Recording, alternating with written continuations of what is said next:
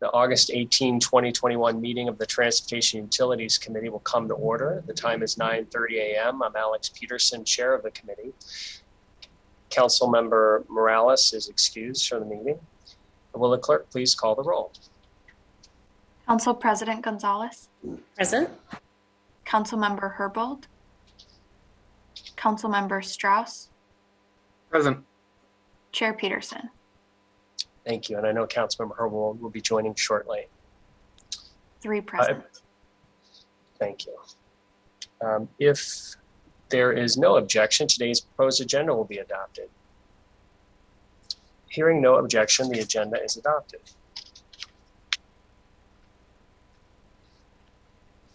Chair's report. Good morning, everybody. Quick preview of the 12 items on today's agenda.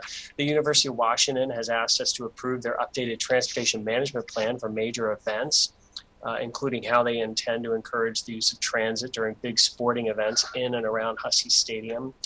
I believe there are important items in their plan that we could lift up and memorialize in the council resolution. And so I have an amendment number 1 on the agenda that would do just that. And we'll talk about it further during that item today. We have 5 appointments to various transportation boards by transit freight. We will consider a bill to provide limited condemnation authority in case it's needed for a portion of a property in West Seattle to implement a quiet zone. The Port of Seattle is supporting that and working on that project. We have a grant acceptance package from the Seattle Department of Transportation. We'll once again discuss utility rate ordinances for Seattle Public Utilities and vote those out. This is our second time hearing those, and they're consistent with the resolution that we approved previously. We'll have a briefing and discussion on an energy program being developed by Seattle City Light. We won't vote on that item, however, until our September 15 meeting. As a reminder, this is our last committee meeting before the council takes a 2-week recess, which just means we don't have official committee or council meetings during that time. Items we pass today will be in front of the full council on Monday, September 13. Then our next committee meeting will be Wednesday, September 15. Public comment. At this time, we'll open the remote general public comment period. I ask that everyone please be patient as we operate this online system. We're continuously looking for ways to fine-tune this process of public participation. It remains the strong intent of the City Council to have public comment regularly included on meeting agendas. However, the City Council reserves the right to modify these public comment periods at any point if we deem that the system is being abused or is unsuitable for allowing our meetings to be conducted efficiently and in a manner in which we are able to conduct our necessary business. I'll moderate the public comment period in the following manner. It'll be up to 20 minutes. Each speaker will be given 2 minutes to speak. I'll call on 2 speakers at a time and in the order in which registered on the council's website. If you've not yet registered to speak but would like to, you can sign up before the end of this public comment period by going to the council's website at seattle.gov/council. The public comment link is also listed on today's agenda. Once I call the speaker's name, staff will unmute the appropriate microphone, and an automatic prompt of "you have been unmuted" will be the speaker's cue that it is their turn to speak, and the speaker must press *6 to begin speaking. Please begin speaking by stating your name and the item that you are addressing. As a reminder, public comment should relate to an item on today's agenda. Speakers will hear a chime when 10 seconds are left of the allotted time. Once you hear the chime, we ask that you wrap up your public comment. If speakers do not end their comments at the time allotted, the speaker's microphone will be muted to allow us to call on the next speaker. Once you've completed your public comment, we ask that you please disconnect from the line. And if you plan to continue following this meeting, please do so via Seattle channel or the listening options listed on the agenda. If you're calling about the regular public comment period for this meeting is now open. Looks like we have just 2 speakers. So I'll go ahead and call them. So we've got Jim Wojciechowski and Paul Casey. Go ahead, Jim.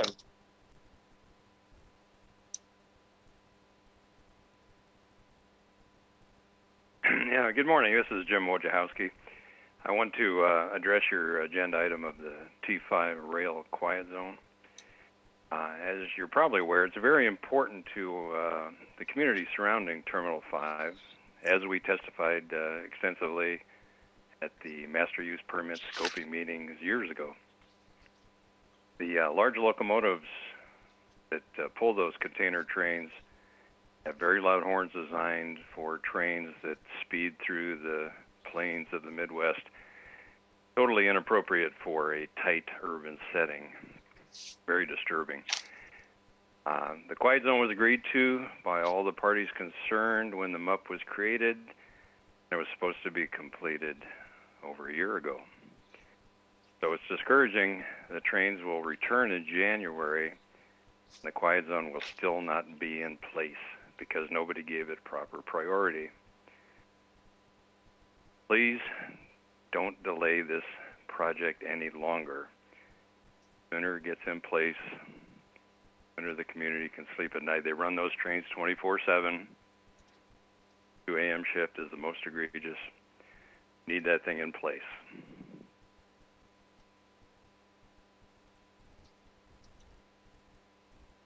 Thank you very much.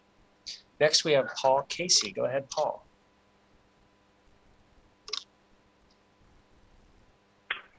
Good morning. Name is Paul Casey. I've lived in West Seattle for since 1978. I live at 2653 Belvedere Avenue Southwest, which, as the crow flies, is about 3/4 of a mile from Terminal 5. I don't really have to say much because I'm going to echo exactly what Jim Wojciechowski just said. I was going to say everything verbatim to what he said. Now, the thing is, I will also add on to that, and he did make reference to this, is that this has already been agreed upon to do. And it's just the sooner the better for everybody. The horns have been an incredibly distraction. It's woken us up at night. This one individual, I think it's one, lays on a horn for 35 or 40 seconds at a time. And I don't know what his problem is, but it's waking everybody up in Pigeon Hill and, of course, on the east side of West Seattle. So anyhow, thank you very much for the opportunity to comment. But yes, please implement this quiet zone as soon as possible. Thank you. Thank you very much for those comments. And colleagues, that concludes our list of public speakers. I do want to note for the record that Councilmember Herbold joined us before public comments started. Welcome, Councilmember Herbold. Okay, let's go to item 1 on the agenda. Will the clerk please read the short title of the first agenda item into the record? Agenda Item 1, Resolution 32016, a resolution relating to the University of Washington Husky Stadium Transportation Management Plan for a briefing, discussion, and possible vote. Thank you. And we have with us today, of course, we've got our central staff analyst, transportation expert, Calvin Chow. Good morning, Calvin. And we have the Seattle Department of Transportation with us. We also have the University of Washington with us, who's proposing who's asking us to approve their updated transportation management plan, which has been in place for decades. So it's time for an update. And as I mentioned near the start of the agenda, and as we have on the agenda, is an amendment to the council resolution that accompanies the transportation management plan, but I can talk about that later. Let's go ahead and get an introduction from folks. And first, Calvin, if you have anything you want to set us up with, we appreciate the memo that you sent out. Thanks, Councilmember. I think maybe we should just go through the presentation first, and then I can help support the council when the conversation happens afterwards. Terrific. Well, welcome, Seattle Department of Transportation, whoever wants to take it away, and then introduce the University of Washington too. Good morning, my name is Ann Sutphin. I work for Seattle Department of Transportation. I'm the Mobility Solutions Manager in the Transit and Mobility Division. Myself, Dusty Rasmussen from SDOT, and Dan Erickson from UW will be doing a brief presentation today to overview the action before you and give you background about the Transportation Management Plan for Husky Stadium. Thank you, Anna. Your audio is a little bit choppy. It sounds like someone's drumming, but we can handle that. It's just, I don't know if there's a way to adjust it, but we can go ahead. Okay, I'm going to put on headsets if you'll allow me a moment to pause. We also have a presentation to pull up. Great. All right, let's pull up the presentation.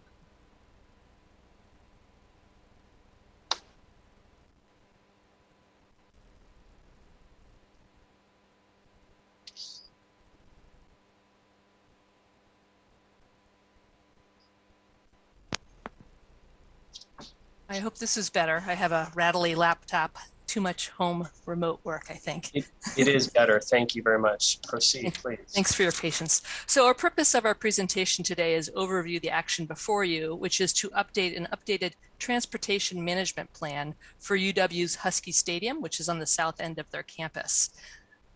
Next slide. This slide is simply the vision of our department, which is our vision, mission, and core values, which direct all of our work. Next slide.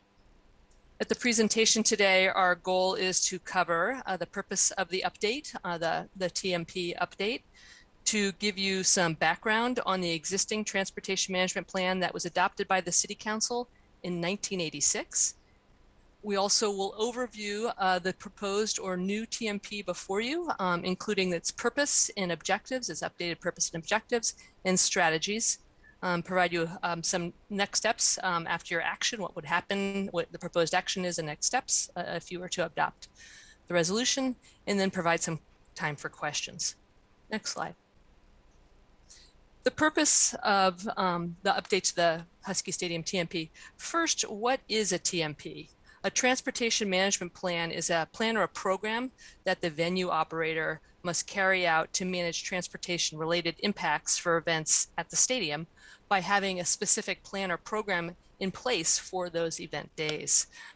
The current Husky Stadium TMP was adopted in 1986. That was associated, that requirement was associated with a land use action or a permitting action where they expanded the stadium capacity from 58,000 to 70,000 seating. The TMP that is in place from 1986 was adopted by a City Council resolution. In your packet, if you are, if you take the time to stroll through, the full TMP is there. It is a very detailed document that lacks flux. It has very detailed information about game day operations to almost to the point of it identifies what cones need to be put out, and it lacks flexibility for changing, and has a cumbersome process to modify the TMP to address updated conditions.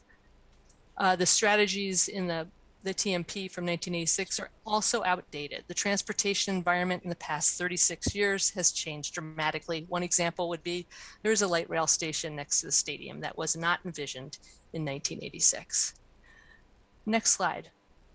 I'm going to introduce now Dan Erickson from UW Athletics Division, and he is going to give you some background on the TMP that has been in place since 1986, how they have used it, and some of his insights on it. Thank you, Ann, and thank you everyone for allowing me to join. Husky Stadium currently operates under a TMP that, as Ann mentioned, was developed for the 1987 football season. It was developed as a response to the addition of the north upper deck, which increased stadium fan capacity from 58,000 to 72,000 fans. The goal of the original TMP was to accommodate the crowd capacity increase with less reliance on parking in the surrounding residential areas and to expedite post-game traffic. Those are still good goals, but they're not sufficient for 2021. Next slide, please. To accomplish those goals established in the 1980s, a dedicated bus service direct to Husky Stadium was created, and Husky fans were provided with a free transit script to ride the buses. A very detailed traffic flow and parking management plan around the stadium was created. And we also developed an intercept survey to monitor transportation mode splits, and 2 oversight committees were also created. Next slide, please. But this TMP from the mid-'80s is outdated. We have been working with our agency partners over the years to be current with the times through our operational planning, but we need to start looking ahead to the next 30 years and beyond. This new TMP modernizes our approach to rapidly changing transportation options in Seattle and holds UW accountable to higher, better mode split standards. Our current 87 TMP auto goal is 71% for automobiles and only 16% for buses. But now, with that, now includes light rail that our fans have been riding since the 2016 football season. The new TMP addresses modern challenges that didn't exist in 1987. It significantly increases our non-auto goals, and those goals are aligned with the expansion of light rail service. The University of Washington is investing in technology infrastructure to connect to the city ITS system to more efficiently expedite post-game traffic. This new TMP also includes a separate transportation management plan for weekday football games, which is only something that has come up in the last 10 years. And it also provides operational flexibility to address current and future transportation choices such as TNCs, electric scooters, and a variety of other micromobility options. Next slide, please. And to develop this TMP, we developed it in partnership with SDOT, King County Metro, Sound Transit, SPD, and through extensive outreach with the neighborhood groups. Throughout the development of this modern TMP, we developed more aspirational goals and are committed to investing in the city infrastructure to support these goals. I believe I'll turn it over to Dusty now for the next slide. I think I'm going to take it real quick. Thank you. So this next section, we want to overview what, for you, council members, of what is in the proposed TMP. It is found as an attachment to the resolution. It's a 34-page document. It is a framework document that will guide an annual operations plan that Dusty and I will explain in more detail. The key components of this 38-page framework document has an area, 8 strategy or programmatic areas that cover transit, pedestrian access, bicycle and micro-mobility, that's bike share and scooter share, general purpose traffic management, ride hail, that would be Uber, Lyft, parking, boat access, and outreach and communication that is given to fans and before events and telling them expectations for traveling to events. Next slide. Another key component of the framework document is goal setting. The first key goal setting is around performance goals to reduce auto usage by event attendees. Dan alluded to that. This graphic shows what the 1986 goals were and the new goals that are proposed under the new TMP, breaking it down by private vehicle and a non-auto vehicle, non-auto access. The new TMP has some phased goals that are associated with years that are tied to expansion of the light rail service, which directly serves the station now with a light rail station adjacent to Husky Stadium. Next slide. And actually, if you could go back to that previous slide, and I think we have a question from Councilmember Herbold. Sure. Yeah, thank you. The footnote notes that Eastlink is planned to open in 2023. And the chart shows 54% non-auto use in 2022 for event attendees and 58% in 2024 when Linwood Link opens in 2024. But I don't see any goals associated with the 2023 Eastlink opening. Yeah, we decided to note that change, but not to set to do that in the increment of 2022 and 2024, recognizing that Eastlink will also factor into that 2024 goal setting. I see. Okay. Thank you. Do you have any stats on the 2019 actuals? I'd look to Dan for that. Yes, we do have it. I think Dan might be able to pull it up more quickly than I. Maybe we can get to that at the end. 1986 was very low for transit use, but since Husky Stadium opened, since then it'd be interesting to see how the 2019 or 2018 actuals would compare to the goal for 2022, whether we're actually exceeding. Actually, I believe in the TMP document in itself, that is an attachment on page, there's a historic trending, on page 5 of that document shows some of the mode share trending from attendees. Thank you. Next slide. The next major goal set in the framework document is a newly introduced goal around reducing impacts of the operations of the transportation systems network. I am going to introduce Dusty Rasmussen from our Transportation Operations Division to explain this new goal that we set, and how it will drive an annual operations plan, which is a document that is required as a part of this new TMP update. Dusty? Yep. Thanks, Ann, and thanks everyone on the call. As Ann mentioned, The previous plan was kind of based around mode shares specifically. This new TMP actually has a secondary goal, working in partnership with UW and the other partners along here, realizing that the impact of the stadium isn't just at the stadium, it's in the there's impacts within the whole sub area of that. And so this goal we came up with was to basically reduce duration of the event related mobility disruptions post event mostly. And that's basically within the sub area of the U district, trying to return to our baseline normal non-event conditions with a preliminary goal of 60 to 75 minutes. So basically getting back down to kind of baseline post-event so that we can operate the system in the community, and the impact that the community is experiencing is minimized as much as possible. As a part of that, Dan mentioned UW is investing some resources in the transportation infrastructure so that we can collect travel times, also so that we can identify when people going to the games are leaving, and then adjust the signal system, the ITS system, to help flush vehicles and people out into the greater area region. And then within that, we also have these performance monitoring goals that are going to be established. And so basically we're going to collect data on travel times. There's some surveys. There's a number of different things we're going to do to see how we're doing within these. So annually we'll be collecting these goals. And these goals will then, if you go to the next slide,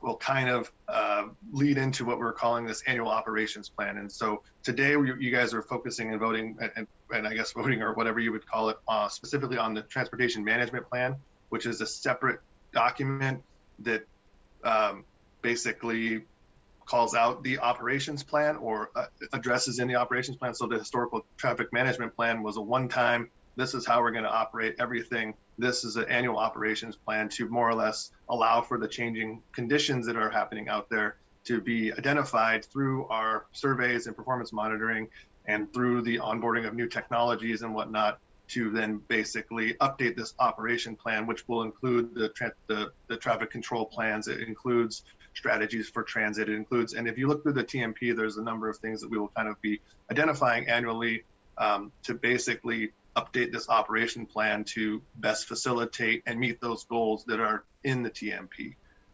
And so if you go to the next slide, you can kind of see the timeline of how we plan on doing this. And so Dan had mentioned that there used to be 2 advisory committees that met annually, and each one kind of had a separate role, and it was tough to get them together. This TMP basically combines and creates a single advisory committee that the goal of them, if you look around, basically it's kind of like a cycle every year. We have the games, we implement the plan that we have in place for the year, we perform all the data collection, surveys, whatnot.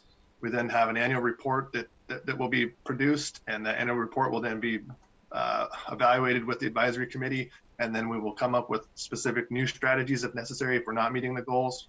And from that, we will then have a updated operations plan annually that we will then use for the following season to try to minimize the impacts we have and to meet those goals. As you can see, the group consists of chairs at SDOT, and then also a number of folks throughout the community and different partners. And just to clarify that acronym at the bottom, which people call CUCAC, City/University Community Advisory Committee. So it has representatives from community on there. That's where the community would be having input, on the annual basis. Thank you. And I think with that, I can turn it back over to Ann, and she'll talk a little bit about the comparison matrix and kind of next steps.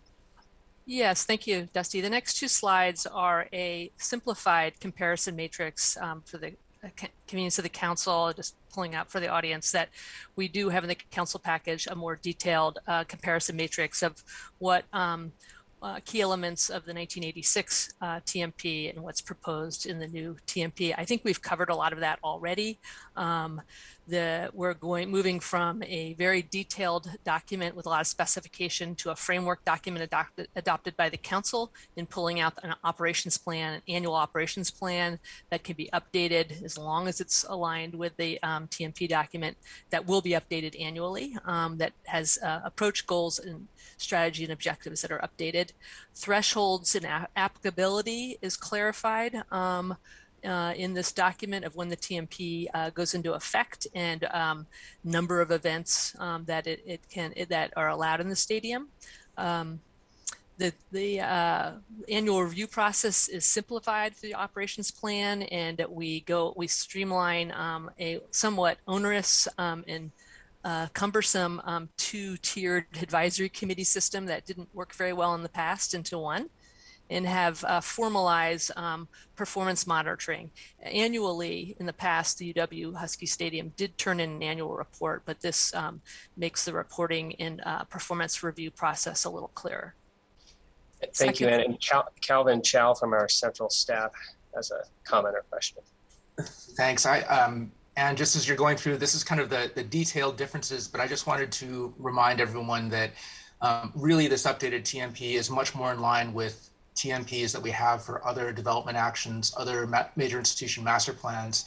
Sort of the way we tend to do these now is to establish the overarching performance goals and then establishing sort of ongoing monitoring and implementation to be flexible to changing conditions. So as much as there are a lot of detail-specific changes, I think the biggest change between 1986 and 2021 is sort of our whole approach to this type of adaptive management. And I just also note that typically we would see TMPs come forward as part of development actions or as part of the major institution master plan. The 1986 proposal came about because the Husky Stadium was actually increasing development capacity or seating capacity at the stadium, and there is no action at Husky Stadium now. So this really is about sort of updating an out-of-date processes more than anything, and being able to track that with the community and with the staff involved as they go forward. So I just didn't want us to get too lost in the minutia of what's changed, and also remember the broader strategy change that's going on here. Thank you. Thanks, Cal. Thanks, Cal. I'll just quickly cover this last slide. We already reviewed the major goals and then key changes, proposed changes in the strategy. One item of big change, and that was an emphasis and is needed updating, is the area about trying to support increased transit use. As you've seen in the data, we've had a huge growth in transit use, and that a lot of that is about the rich growth of our transit network over 37 years in the city of Seattle. At the time, there was not such a rich network, and the UW provided and still provides a special service for game day from park and ride lots, regional park and ride lots, to Husky Stadium. Some of that special service no longer makes sense because the regional transit is replacing that. A good upcoming example would be the opening of Northgate Light Rail Station in October. They are required to have special bus service from Northgate park and ride lot, and that would not make sense anymore. So this allows the phasing out over time administratively with the advisory committee review of the special service if we find that alternative, an acceptable alternative transit replacement is available. Similarly, at the time, there's a reference to a free transit script that was basically back in 1986 for those riding the special service, that they were supposed to have the service, the tickets for free. We have been giving them a waiver for the past several years. We have not seen any significant change in ridership.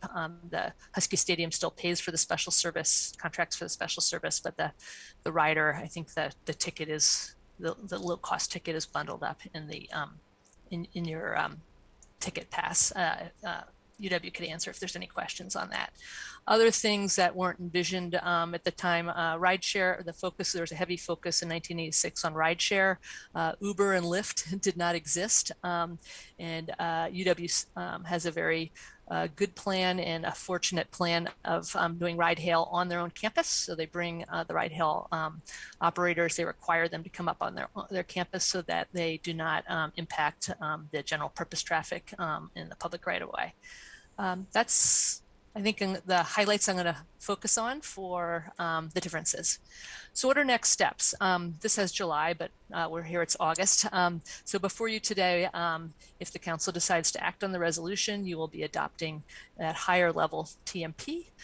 We would use, if that adopted, we would then use that as a guide for working with our advisory committee to finalize an operational plan that would then go into effect in the 2022 season. That concludes our presentation, and we'll open it up for any other questions from council members. Thank you. And we'll also hear from University of Washington as well. Just wanted to confirm, so our Seattle Department of Transportation supports this plan, is that correct? We do support it, and it's not in the council packet, but the old resolution said that the advisory committee needed to make a recommendation to council. That was, the old resolution, there is a broad advisory committee. The committee met in the pandemic greatly delayed things. So they did meet and reviewed this many times. Dan mentioned the outreach and engagement and made a recommendation to council to adopt this. So our department, as well as the advisory committee, as defined in the old resolution, recommend adoption by the council. Okay, thank you.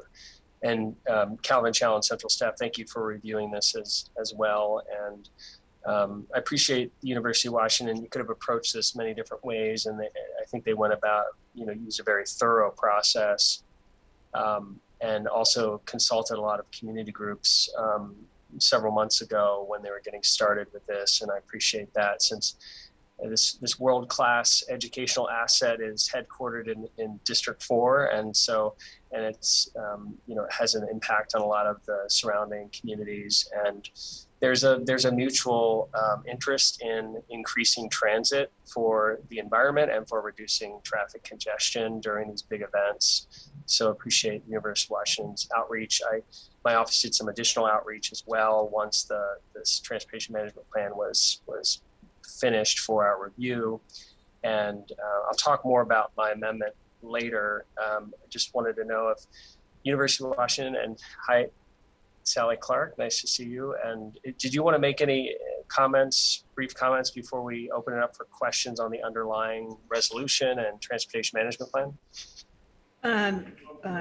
Dan and Julie and I didn't work this out ahead of time, but for the record, Sally Clark, University of Washington, Director of the Office of Regional and Community Relations, and have been a part of the UW team working with Seattle Department of Transportation to figure out how you voluntarily update a TMP, which we're not sure has happened before. So we're a little bit of a guinea pig for you all, and it has taken long time. We took some steps, that maybe were sort of belts and suspenders. We did a proactive EIS just in case, and it actually really helped us structure our outreach to community groups.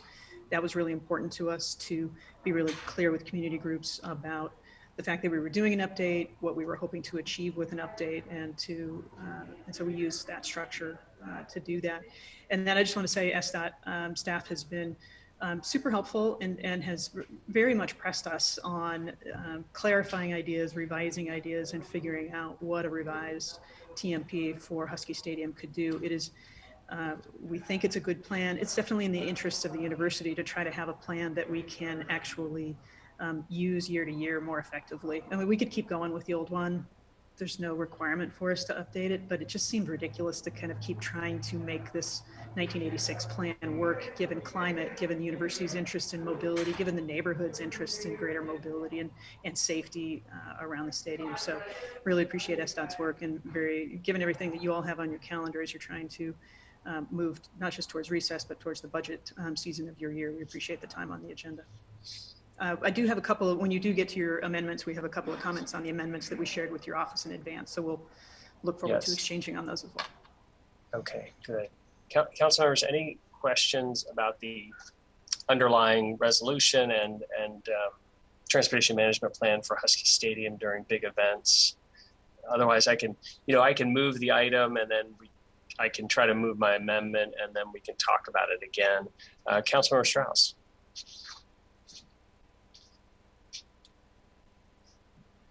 Thank you, Chair Peterson. I'm going to try turning on my video, but I have had some difficulty with connectivity today. So if it starts bleeding out, I might come back. I just want to highlight what Sally Clark, former Councilmember Sally Clark, just said about re-updating this plan and being the guinea pig. It doesn't make sense to continue working on something from 1986 when we have light rail coming to Husky Stadium now. I'll highlight something that I said in the Regional Transit Committee that is not this committee, it's a county and city committee. When there was the conversation about building parking structures at light rail stations throughout the city and throughout the region. If we had built a parking structure at Husky Stadium, which was the terminus for light rail for so many years, it would not have had long-term positive impacts, because as the spine continues to grow, we have so many more opportunities and options and ways to get people in and out of games, work, play. The Arboretum is also right there at Husky Stadium. So nothing further to add, just wanted to highlight the good work of Sally Clark, the University of Washington, and all the stakeholders here. Thank you, Chair. Thank you. Council members, other council members, any question about the underlying bill? I can just start the process and we can chime in at that time as well. So I'll go ahead and move the resolution, and I'm going to move my amendment, and we can talk about the specifics of the amendment. Calvin can walk through. Calvin, will you be able to share your screen with the amendment when we're ready? And we'll give University of Washington a chance to opine on that as well. And then we'll just the council members can then just confer. So council members, I now move that the committee recommend passage of resolution 32016, item 1 on our agenda. Is there a second? Second. Thank you. It's been moved and seconded to recommend passage of the resolution. I'd like to now move to amend resolution 32016 as presented in amendment 1 on the agenda. Is there a second? Second. Thank you. It's been moved and seconded to consider amending the resolution as presented in amendment 1. As sponsor, I'll address this item quickly, and then we'll open it up to questions, and then University of Washington will have some comments on it. But again, we'll then just turn it over just to the council members at the end of the debate here. Council members, I believe we share a goal of increasing the use of transit and making sure the city's not paying for the costs of increased traffic during sporting events. And I also don't think we want to leave it open-ended as to when the transportation management plan gets updated again. So as shown on the agenda, my amendment 1 would highlight the Husky Stadium Transportation Management Plan's non-automobile travel goals, talk about pedestrian safety, University of Washington's responsibility for the costs. It would also direct the technical advisory group to have it open that they would be considering setting higher non-automobile travel mode goals. It would also require that they submit a proposal to City Council by no later than 2036. That's very far away, but there's no date currently. So the idea, we work this out with central staff and SDOT to come up with a date that would make sense. So breaking those general comments down into the specifics here, we've got a couple of amendments to recitals.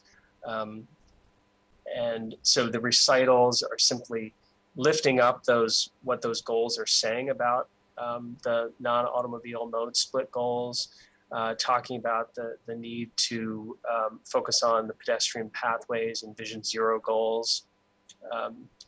And then the actual sections of the resolution that we would change, we would amend section 2 to basically encourage that group that's meeting every year on the operations plan to consider higher goals, because a lot of the benefit has already been attained through the opening of Husky Stadium Light Rail Station, and so want to have that group consider increasing the goals of non-automobile travel as time goes on, and not just having that set in stone, because we'd like to see even more improvements later to have more people riding transit.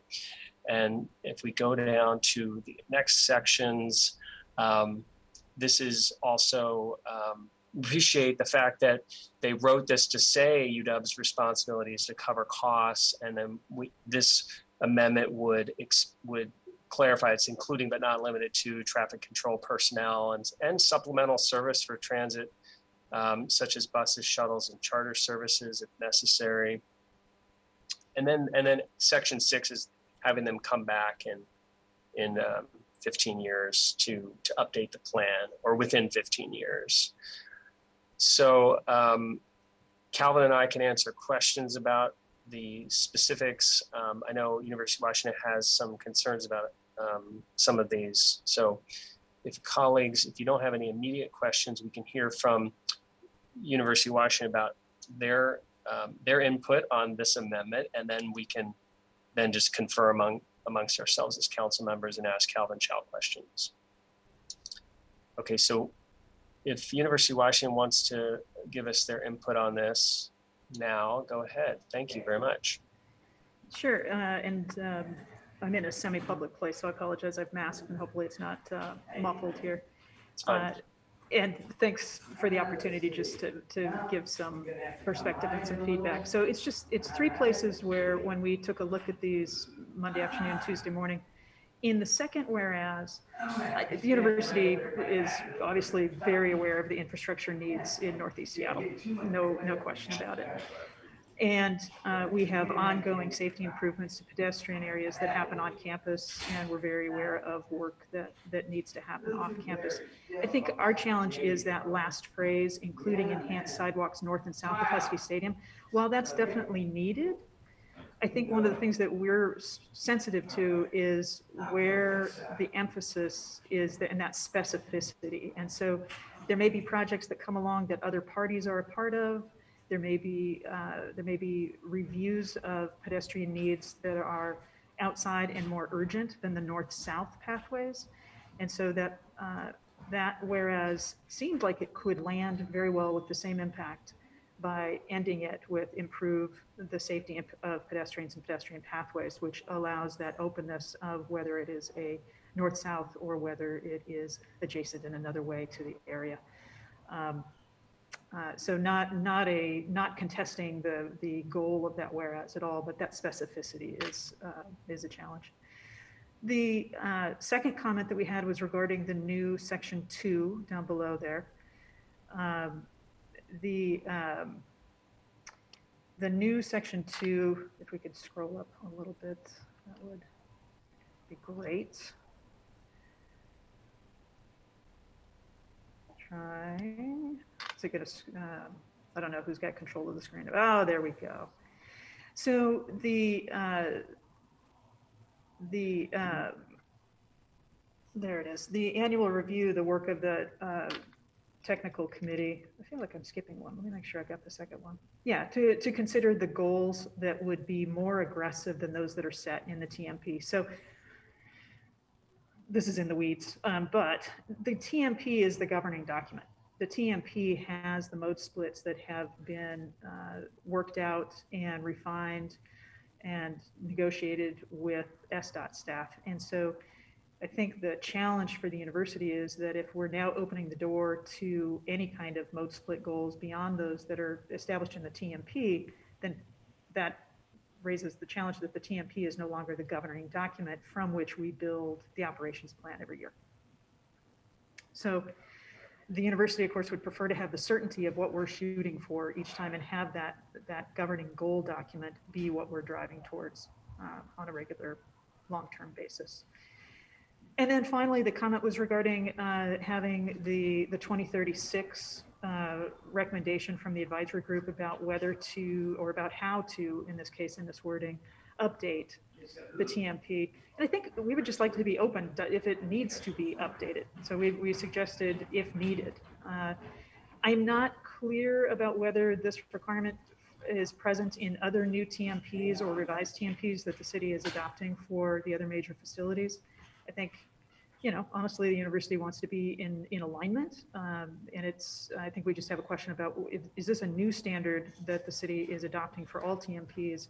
Is this something special to the university? And is there the flexibility to let the technical advisory group determine together with SDOT and the university and all the other partners at the table, the agency partners at the table, whether an update is necessary? And if that's understood in this, that it wouldn't be required, that it would be whether the technical advisory group feels it's necessary and in the best interest, then I think we're fine with that. And I think those are my comments. Thank you very much. Calvin, did you have any comments on that, particularly the last item? Any thoughts on that? I think the University of Washington TMP is a very unusual animal compared to the other TMPs we have in the city. Most of them just are established and sort of are kind of moving forward, ongoing. I think this one is stands apart in terms of its history and sort of where we are in updating it. I think that the idea behind the Section 6 language did sort of incorporate the idea that the technical advisory group would opine on whether it's a good idea, even though that isn't necessarily explicit. Because one of the that may be a distinction without much meaning if it comes to it, but it may be important to specify what your expectations are for how the technical advisory group approaches that issue. And I think we're pointing out how, it's amazing that the 1986 version has been in place for so long, and giving it a large runway here of 15 years. I think that I'm fine with the way the amendment's written as is. Council members, any comments or questions about the amendment? And yes, Council President Gonzalez. Yeah, I get. Thank you so much, Chair Peterson. I think I heard Sally's message around feeling that there was not certainty here, and I guess I'm just asking for a little bit more explanation around why this particular language, or what parts of this language are causing concerns around certainty or creating vagueness in the reading of UW. So is it okay if we ask UW that question, or I'm happy to try to answer it? Are you talking about the last section about the 2036 portion? I'm trying to get a sense from. I know that and tell me if I'm out of order, if I'm not supposed to be asking questions to the University of Washington. No? Okay. Oh yeah, please. Yeah, it's okay. At some point it'll just be us, but if you have a direct question for them, let's ask them. Sure. Yeah, I thought I heard, Sally, I thought I heard you say that there was something about this amendment that created lack of certainty or vagueness. And I apologize for my ill-formed question to begin with. I'm still getting over a head cold, and it's making me less articulate than I'd like to be.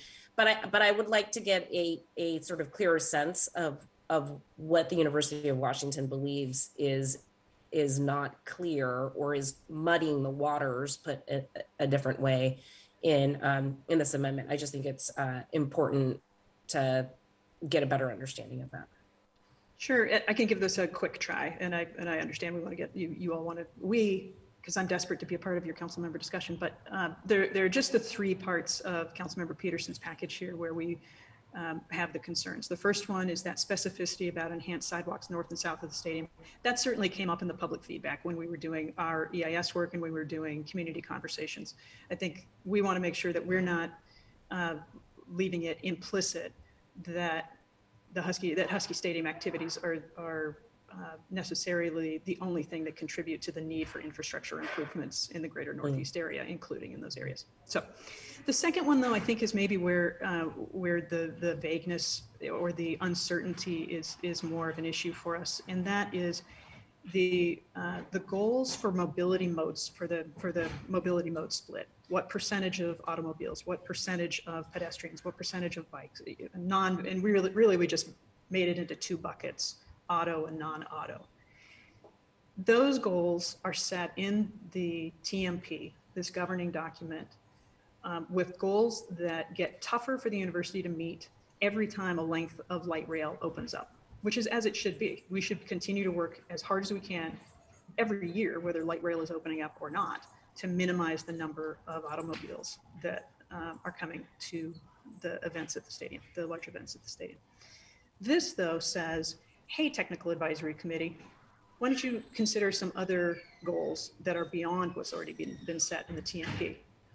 And that gives the university some qualms about, okay, wait a minute, I thought we understood what the boundaries were and what we were driving towards, but now the idea is that those could be beyond what are set out for us in the TMP, around which we're going to make plans, we're going to build budgets, and figure out how to achieve those on the multi-year basis as light rail continues to open, and beyond that, because we'll continue to need to drive down our automobile numbers even after light rail opens.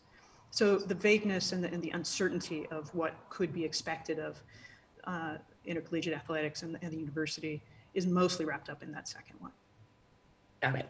That's helpful. And then I'll shift it. I'll shift it back to Council Central staff now. So. So Kelvin, help me understand on that last point around the proposed amendment in section 2. If if there, just help me sort of understand like the implementation of this from the transportation management plan perspective, right? So if we have this technical advisory group and they do establish or recommend, I suppose, more aggressive non-automobile mode split goals than are currently established in what will soon be an adopted, hopefully soon to be adopted TMP. How does that, I mean, do those recommendations have to come back to the council for revision of the TMP? It is just actually possible for those things to be sort of automatically incorporated into the operations plan? The technical advisory group approves the operations plan without any future council approval. So this is really delegating to that body.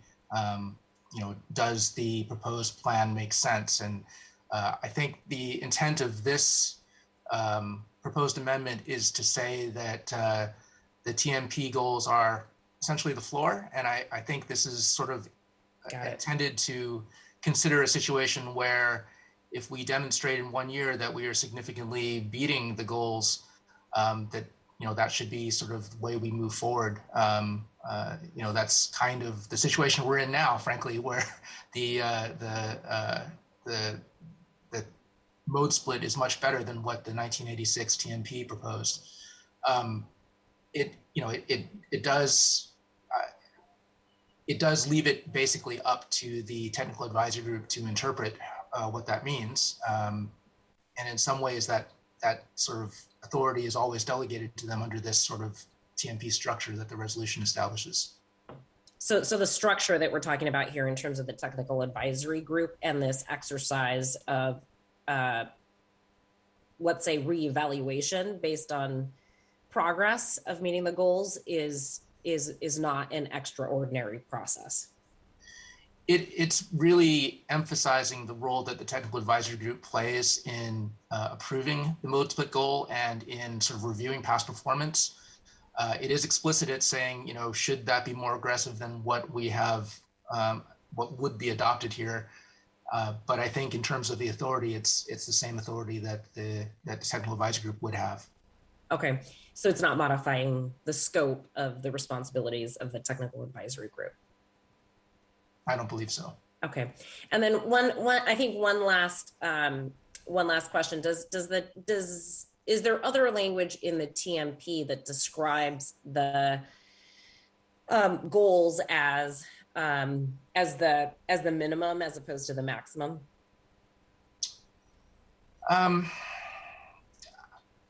I don't know that it's expressly called out that way. The goals, I think it's important for us to kind of recognize that all of our data information really comes based off of a attendee survey that happens once a year, maybe twice a year. So, there is a certain amount of lack of precision here that I think it's important to recognize. This isn't like we're counting absolutely every origin destination. It is supposed to be kind of a guidepost that we sync to over time. I think I know when I've looked at some of the history of how the UW has accomplished this, you see some variability from year to year, and that can be based on was it raining the day that game was taking place? So I don't want us to read too much into the targets. They are sort of meant to be goals. They are meant to be guiding principles to help focus what the development of an annual operations plan is. So I think in that context, I think that sort of is in there with the TMP. I don't know if it's necessarily explicit about we should always strive for the highest, but that is largely why I think the university has come back to ask to update this. It's hard to talk to the surrounding neighborhoods when the requirement is something that we've regularly been exceeding for the last 20 years. Mm-hmm. Yeah. Thank you, Calvin, for that additional texture. And in some ways, I was asking you some obvious questions because I just think it's important to vet on the record some of those points that you just made. So I appreciate the opportunity to do that. Thank you, Chair Peterson. Thank you, Council President. And the reason I'm comfortable with this language is because it says, we'll consider whether to do it. And so it's highlighting that we want to strive for more and more transit as time goes on, and didn't want to just bake in an old number if things end up getting better. We want them to strive for more transit. Councilmember Herbold. Thank you. I was just going to basically make the same point. Inherent in this language, as I see it, is that the technical advisory group could determine that more aggressive mode split goals are not warranted. So that's sort of, I think, inherent in their role and in the will consider language. They could consider, and then they could determine that more aggressive goals are not warranted. That's how I'm reading it, and just want to put on the record that's how I'm reading this language as well. Then the other two concerns that we've heard from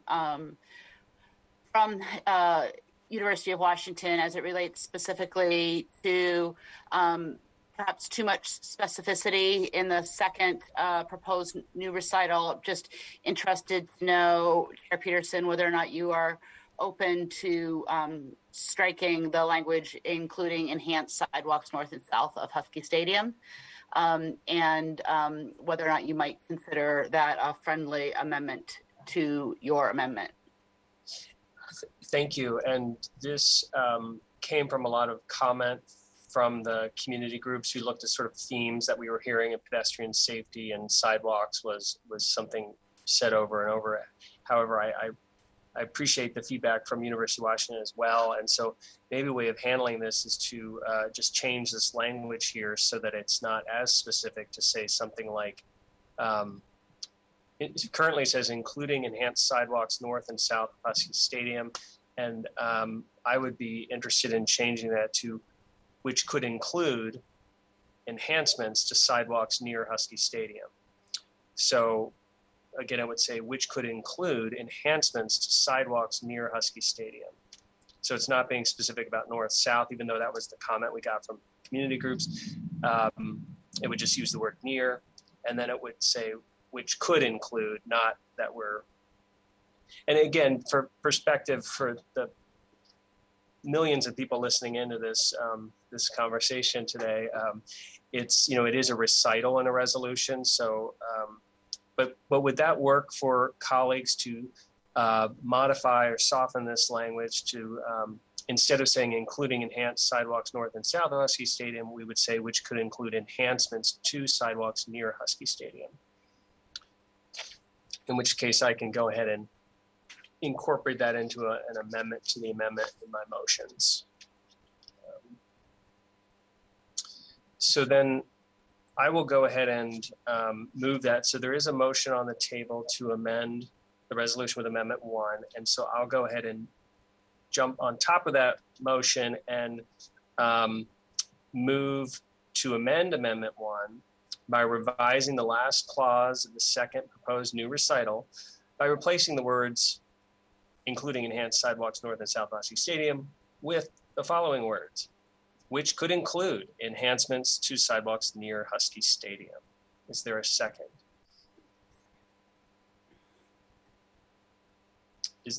Second. Thank you. Will the clerk, any discussion on the amendment, the revision to the amendment 1? Will the clerk please call the roll on the revision to amendment 1? Gonzalez, Aye. Herbold, Strauss, Yes. Chair Peterson. Yes. 4 in favor, none opposed. Thank you. The motion carries and amendment 1 is amended or revised.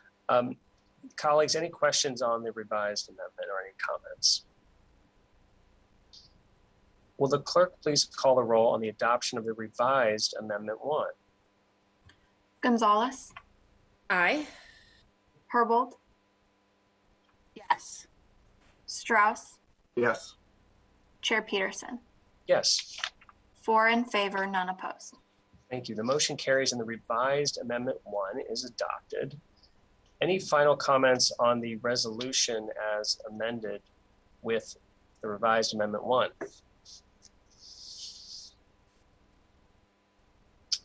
Okay, colleagues, I'll go ahead and move the revised resolution. Will the clerk please call the roll on the committee recommendation to approve resolution 32016 as amended by the revised amendment 1? Gonzalez, Aye. Herbold, Yes. Strauss, Yes. Chair Peterson. Yes. 4 in favor, none opposed. Thank you. The motion carries and the committee recommendation is that the resolution as amended will be sent for approval to the September 13 City Council meeting, which is the next City Council meeting that we have. I appreciate everybody's input and patience. I know that's the longest item on our agenda for today, I believe. So thank you, everybody. Thank you, University of Washington. Appreciate your thoughtful engagement with the community and your input today. Thank you, Mr. Chair, and thanks very much to the council members. Appreciate it. Thank you. All right. Thank you, SDOT. We'll see you again. Will the clerk please read the title of the next agenda item into the record?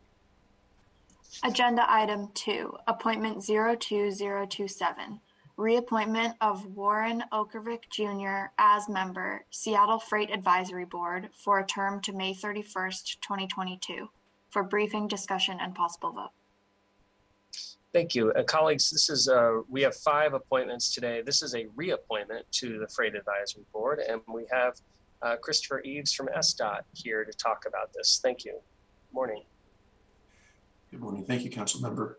I'm the liaison to the Seattle Freight Advisory Board, here to offer information and answer any questions on the reappointment for Warren Okervik to the Freight Advisory Board. In terms of background, he has been a longtime member providing input and context on goods movement, fishing industry, and delivery expectations. Thank you. And council members, I know we've all read the appointment packet, but are there any comments or questions about this appointment? Councilmember Strauss.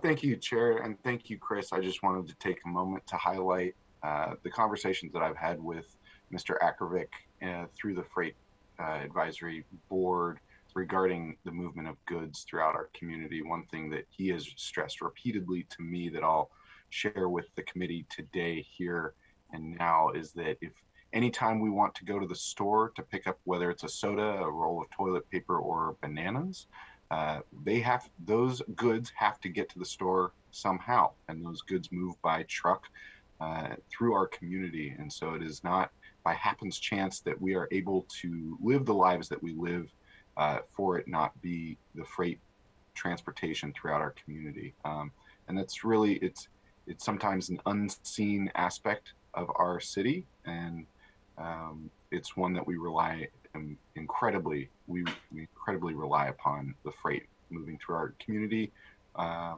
with ease. Chris, is there anything that I've missed from what Warren usually likes to remind us of regarding freight? No, he's actually relatively good also about support for green streets, transit, and separated bike facilities, understanding that our transportation network needs to work for all modes. That's a really good way to round that out. I find that Mr. Ackervik is an incredibly thoughtful person. So I do, if anyone's interested in having a thoughtful conversation with a thoughtful person, Mr. Ackervik is that person. Thank you, Chris. Thank you, Chair. Thank you, Councilmember Strauss. Councilmembers, any other comments or questions about this reappointment? Okay. Well, I now move that the committee recommend passage of appointment 2027, item 2 on our agenda. Is there a second? Second. Thank you. It's been moved and seconded to recommend passage of the appointment. Are there any final comments? Okay, will the clerk please call the roll on the committee recommendation that the appointment be approved for forwarding to the full council? Gonzalez, Aye. Herbold, Yes. Strauss, Yes. Chair Peterson. Yes. 4 in favor, none opposed. Thank you. The motion carries, and the committee recommendation is that the appointment be sent for approval to the September 13 City Council meeting. Thank you, Chris. Will the clerk please read the title of the next 2 agenda items into the record? Agenda items 3 and 4, appointments 2028 and 2029. Reappointment of Yasser Alfarag and Andrea Lai as members, Seattle Bicycle Advisory Board, for terms to August 31st, 2023, for briefing, discussion, and possible vote. Thank you. We have another SDOT representative with us today to talk about these appointments. Go ahead.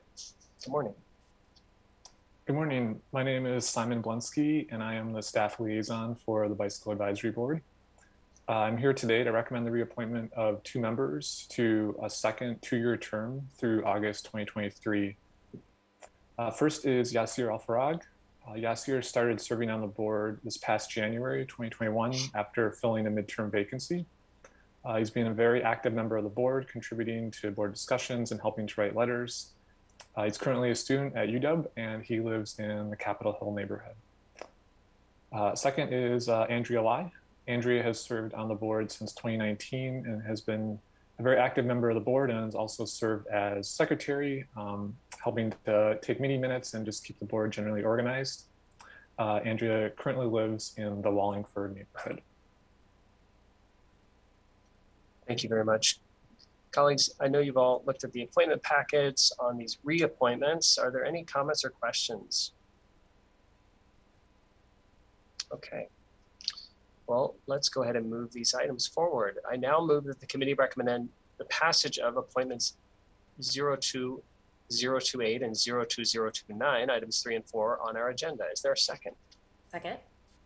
Thank you. It's been moved and seconded to recommend passage of these appointments. Are there any final comments? Okay, will the clerk please call the roll on the committee recommendation that the appointments be approved for forwarding to the full council? Gonzalez, Aye. Herbold, Yes. Strauss, Yes. Chair Peterson. Yes. 4 in favor, none opposed. Thank you. The motion carries. The committee recommendation is that these appointments be sent for approval to the September 13 City Council meeting. Will the clerk, thank you very much, Simon. Will the clerk please read the title of the next 2 agenda items into the record? Agenda items 5 and 6, appointments 2030 and 2031. Reappointment of Aaron Teague and Michelle Ziedman as members, Seattle Transit Advisory Board, for terms to August 2nd, 2023, for briefing, discussion, and possible vote. Thank you. And we have another SDOT representative here. Hi, Nico. Good morning, Chair Peterson and members of the committee. Thank you for having me here today to present these 2 reappointments to the Transit Advisory Board. By way of brief background, the board was created in 2015, so it's one of our newer modal advisory boards.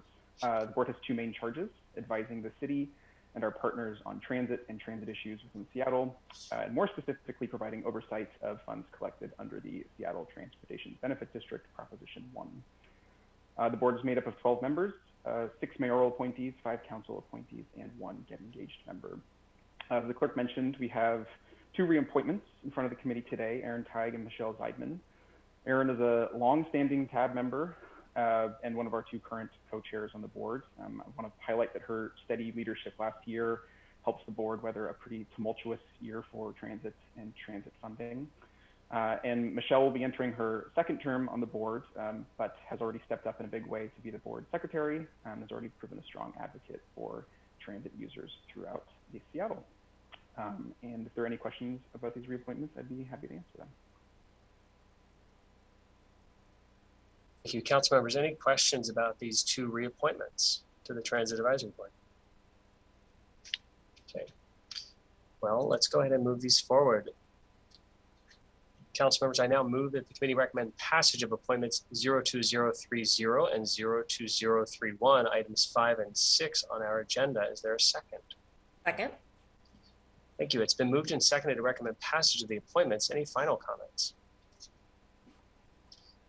I do want to just pause and say I do appreciate the comments on the Freight Advisory Board appointment, and when we get folks appointed to specific modes, it's always nice when they recognize the other modes so that we have coordination and view things holistically.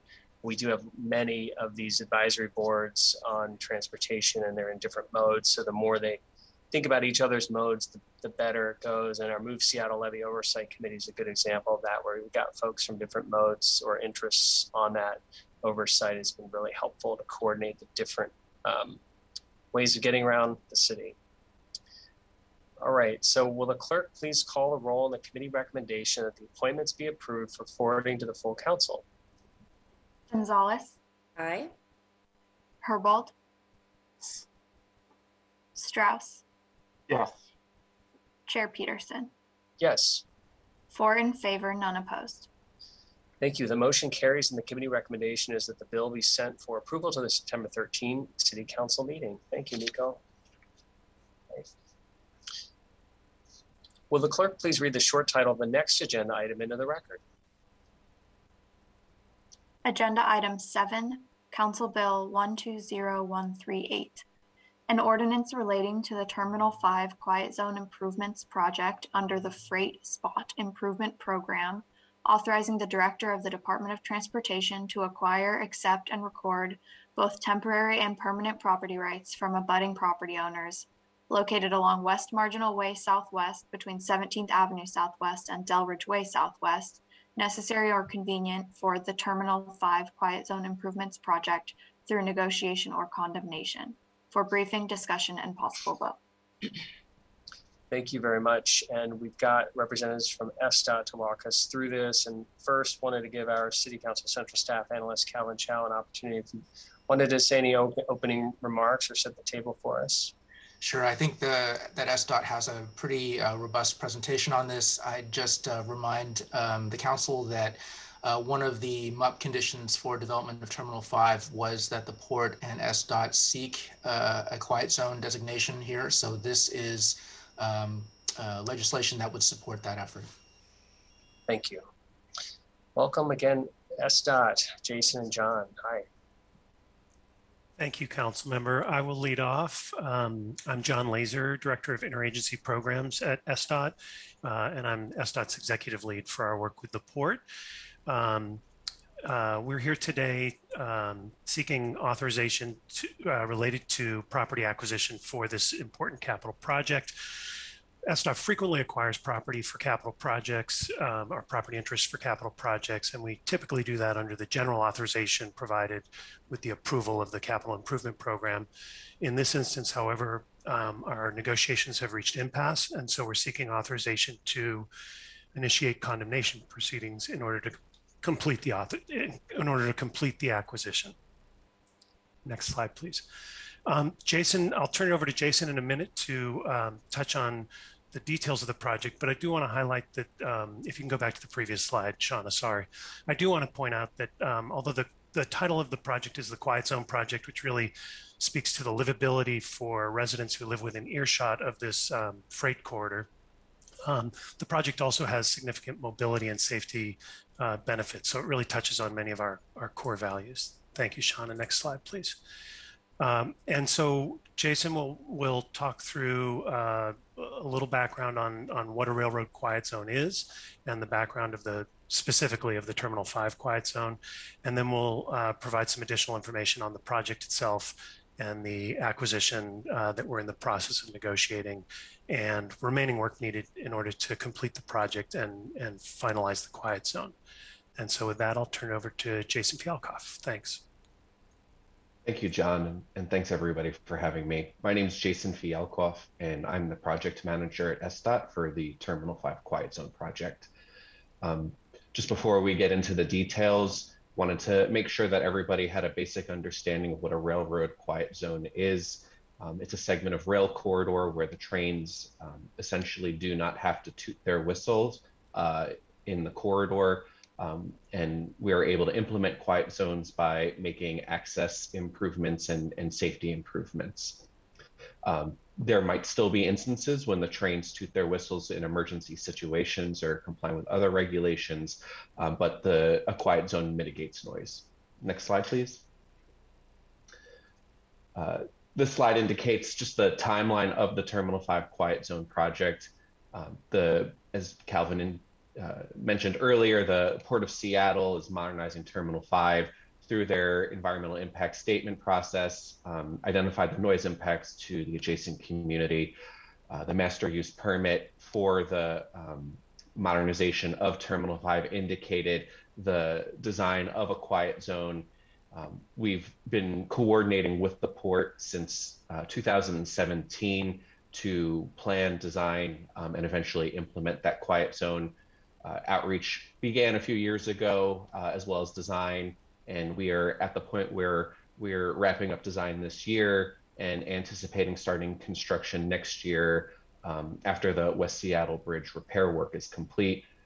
And we're estimating about 10 months for the construction and establishment of the quiet zone. Councilmember Herbold.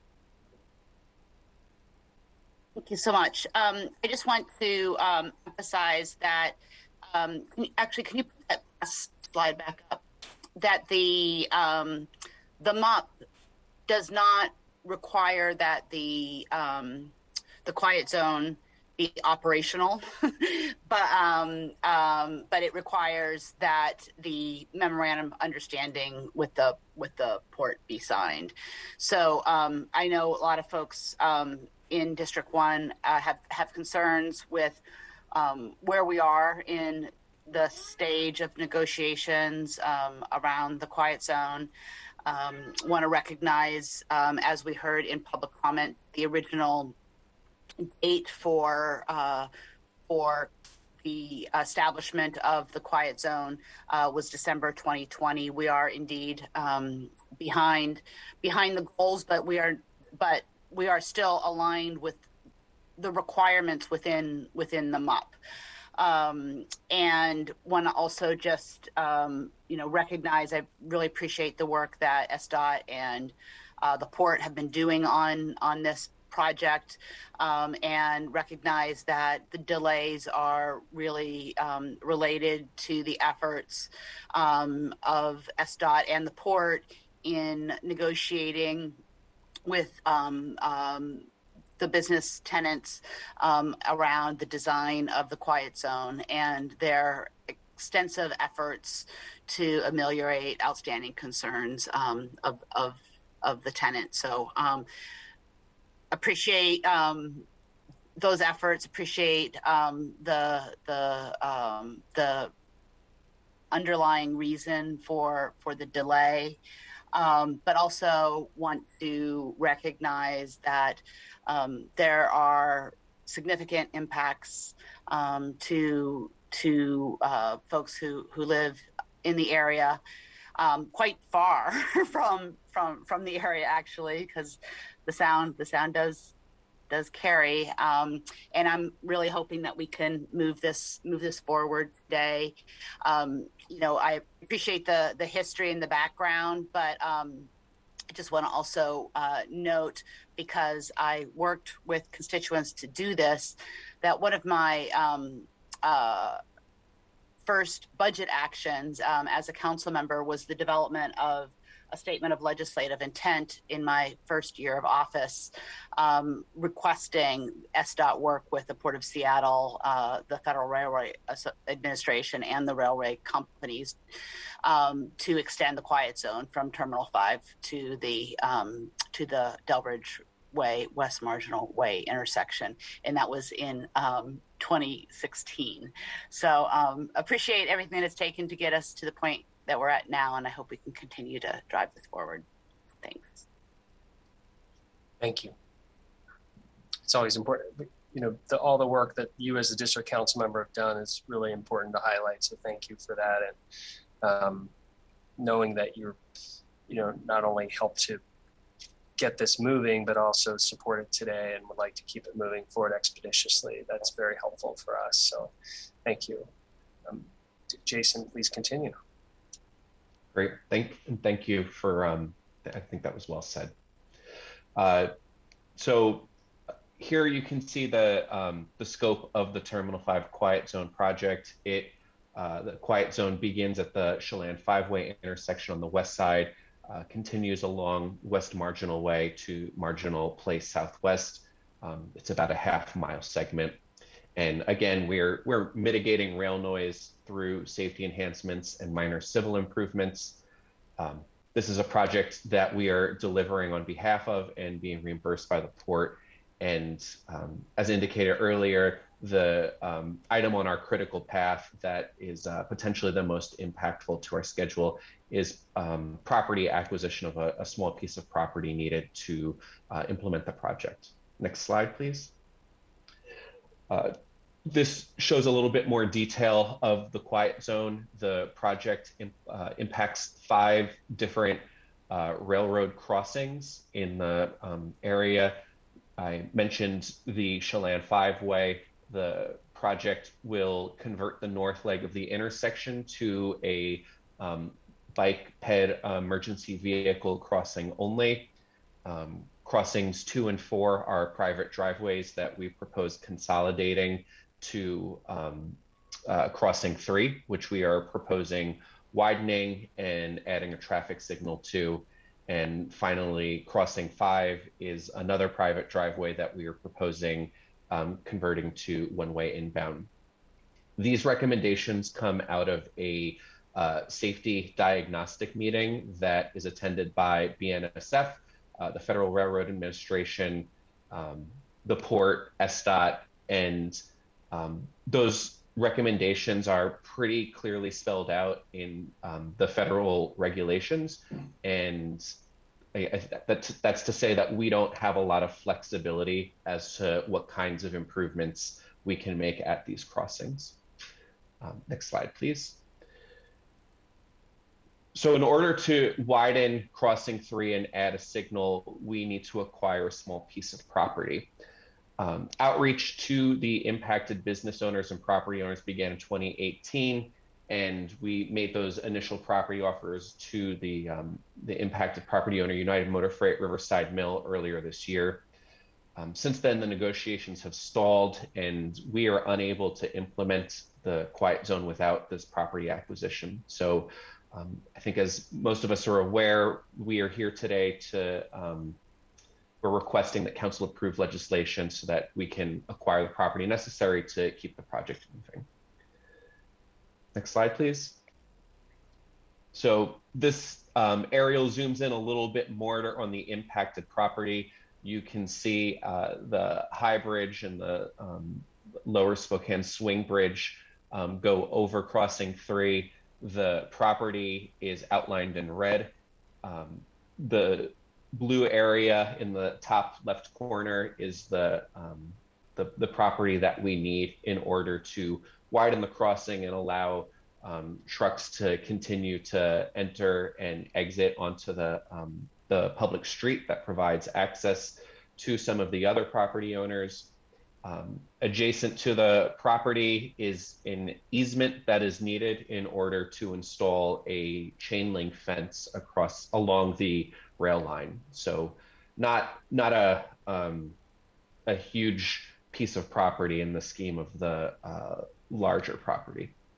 And if you could just leave that up for a moment. So obviously the conferring the authority to provide an option for condemnation is a serious thing for the city government to do. And so want to be careful about this. And so this map is really important to me, this aerial showing that it's just that light blue portion that we're talking about. And so the property owner you're working with is United Motor, which owns that entire red boundary there, correct? Okay. That's correct. Thank you.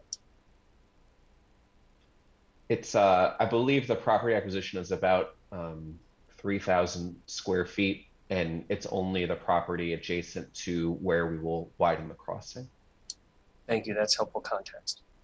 Councilmember Herbold, your hand, your electronic hand is still raised. Did you have any, or is that just from the previous? Okay, thank you. Go ahead, Jason. Great. As I mentioned earlier, the property negotiations have stalled. The property owner has some concerns about the changes to property access, which the slide indicates here. Going from the top, I just want to kind of illustrate what the property access will continue to be, as well as what has changed. So on the north, there is a city street that we commonly refer to as the local business access road. SDOT has improved this over the past year, as well as improved the channelization on the Terminal 5 access bridge, which provides direct access to the Spokane Swing Bridge. That access will remain and has been improved. Below it is what I've been calling Crossing 3. It is the rail crossing that we are planning to widen and add a signal at to provide protected inbound and outbound access. Below it is the private driveway that we're proposing consolidating, closing, and then at the bottom of the image is the other private driveway that we are planning to convert from two-way access to one-way inbound access. Next slide, please. So I think a lot of folks are interested in what's remaining in order to get from here to final implementation of the quiet zone of the project, as well as establishment of the quiet zone. First and foremost, it's the property acquisition, followed by just compiling the final bid documents and going to advertisement. After that, construction. There's a few things that impact construction.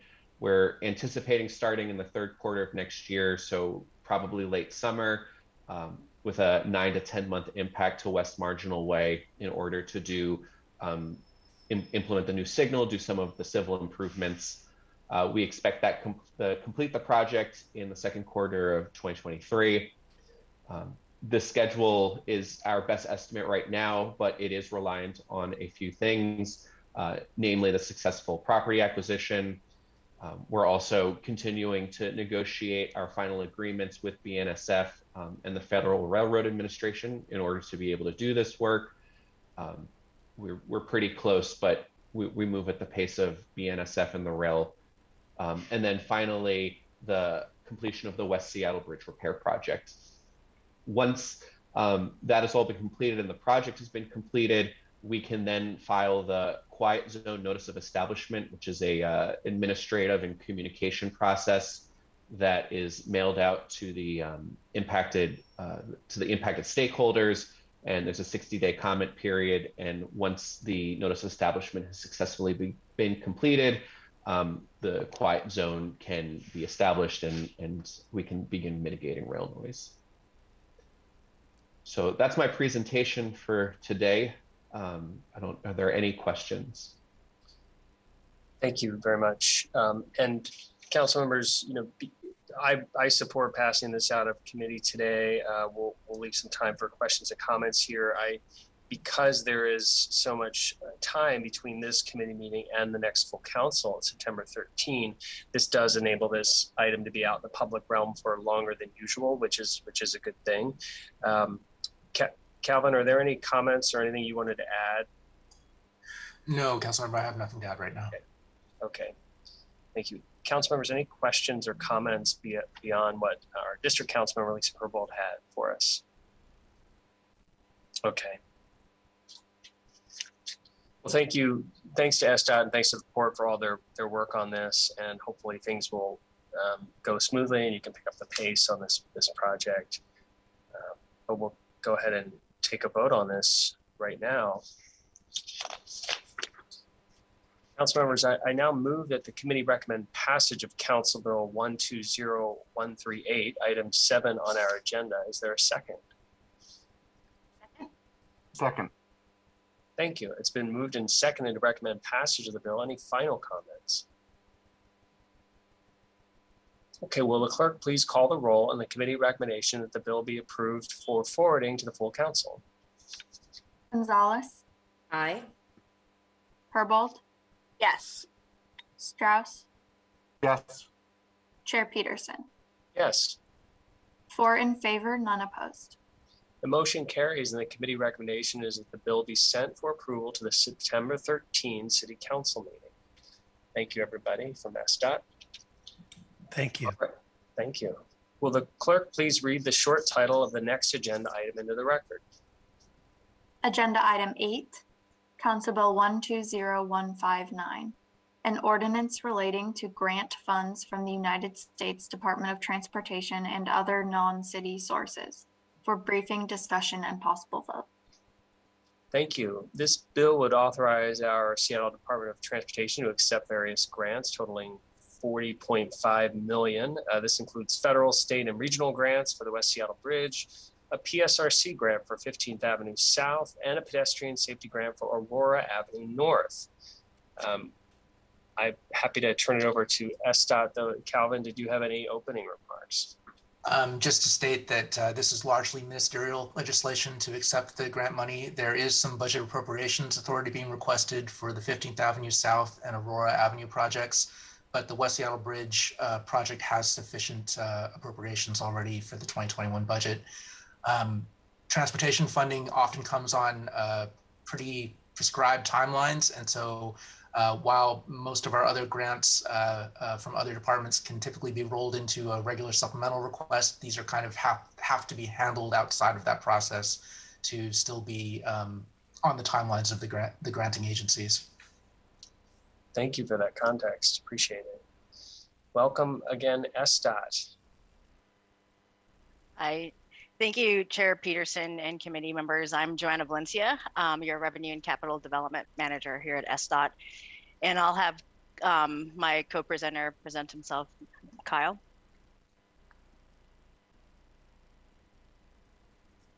I'm muted. Hi, I'm Kyle Butler. I am a financial policy advisor at SDOT.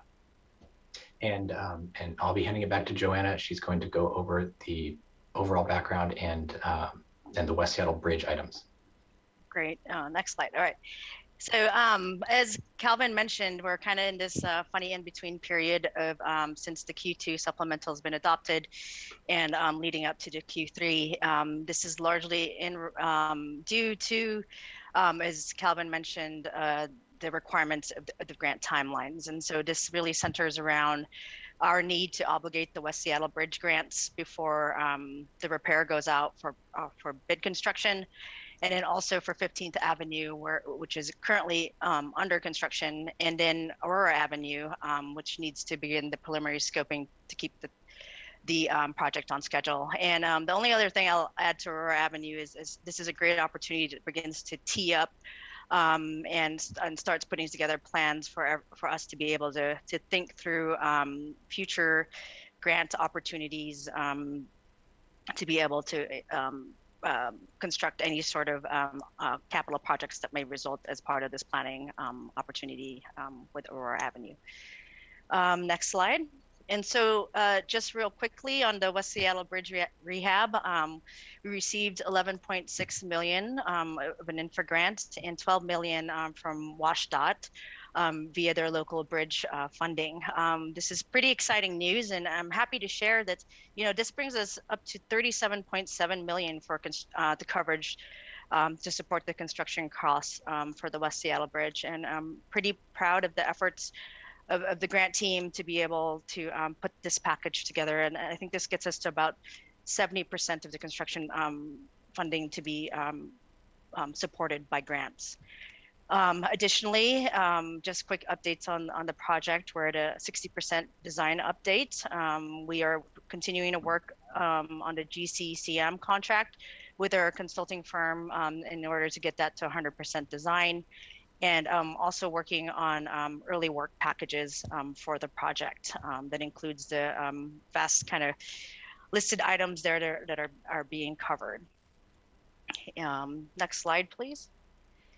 And so at this time, I'm going to hand it over to Kyle to go over the 15th Avenue project in Aurora, and then just close it off with a final summary on the request before you today.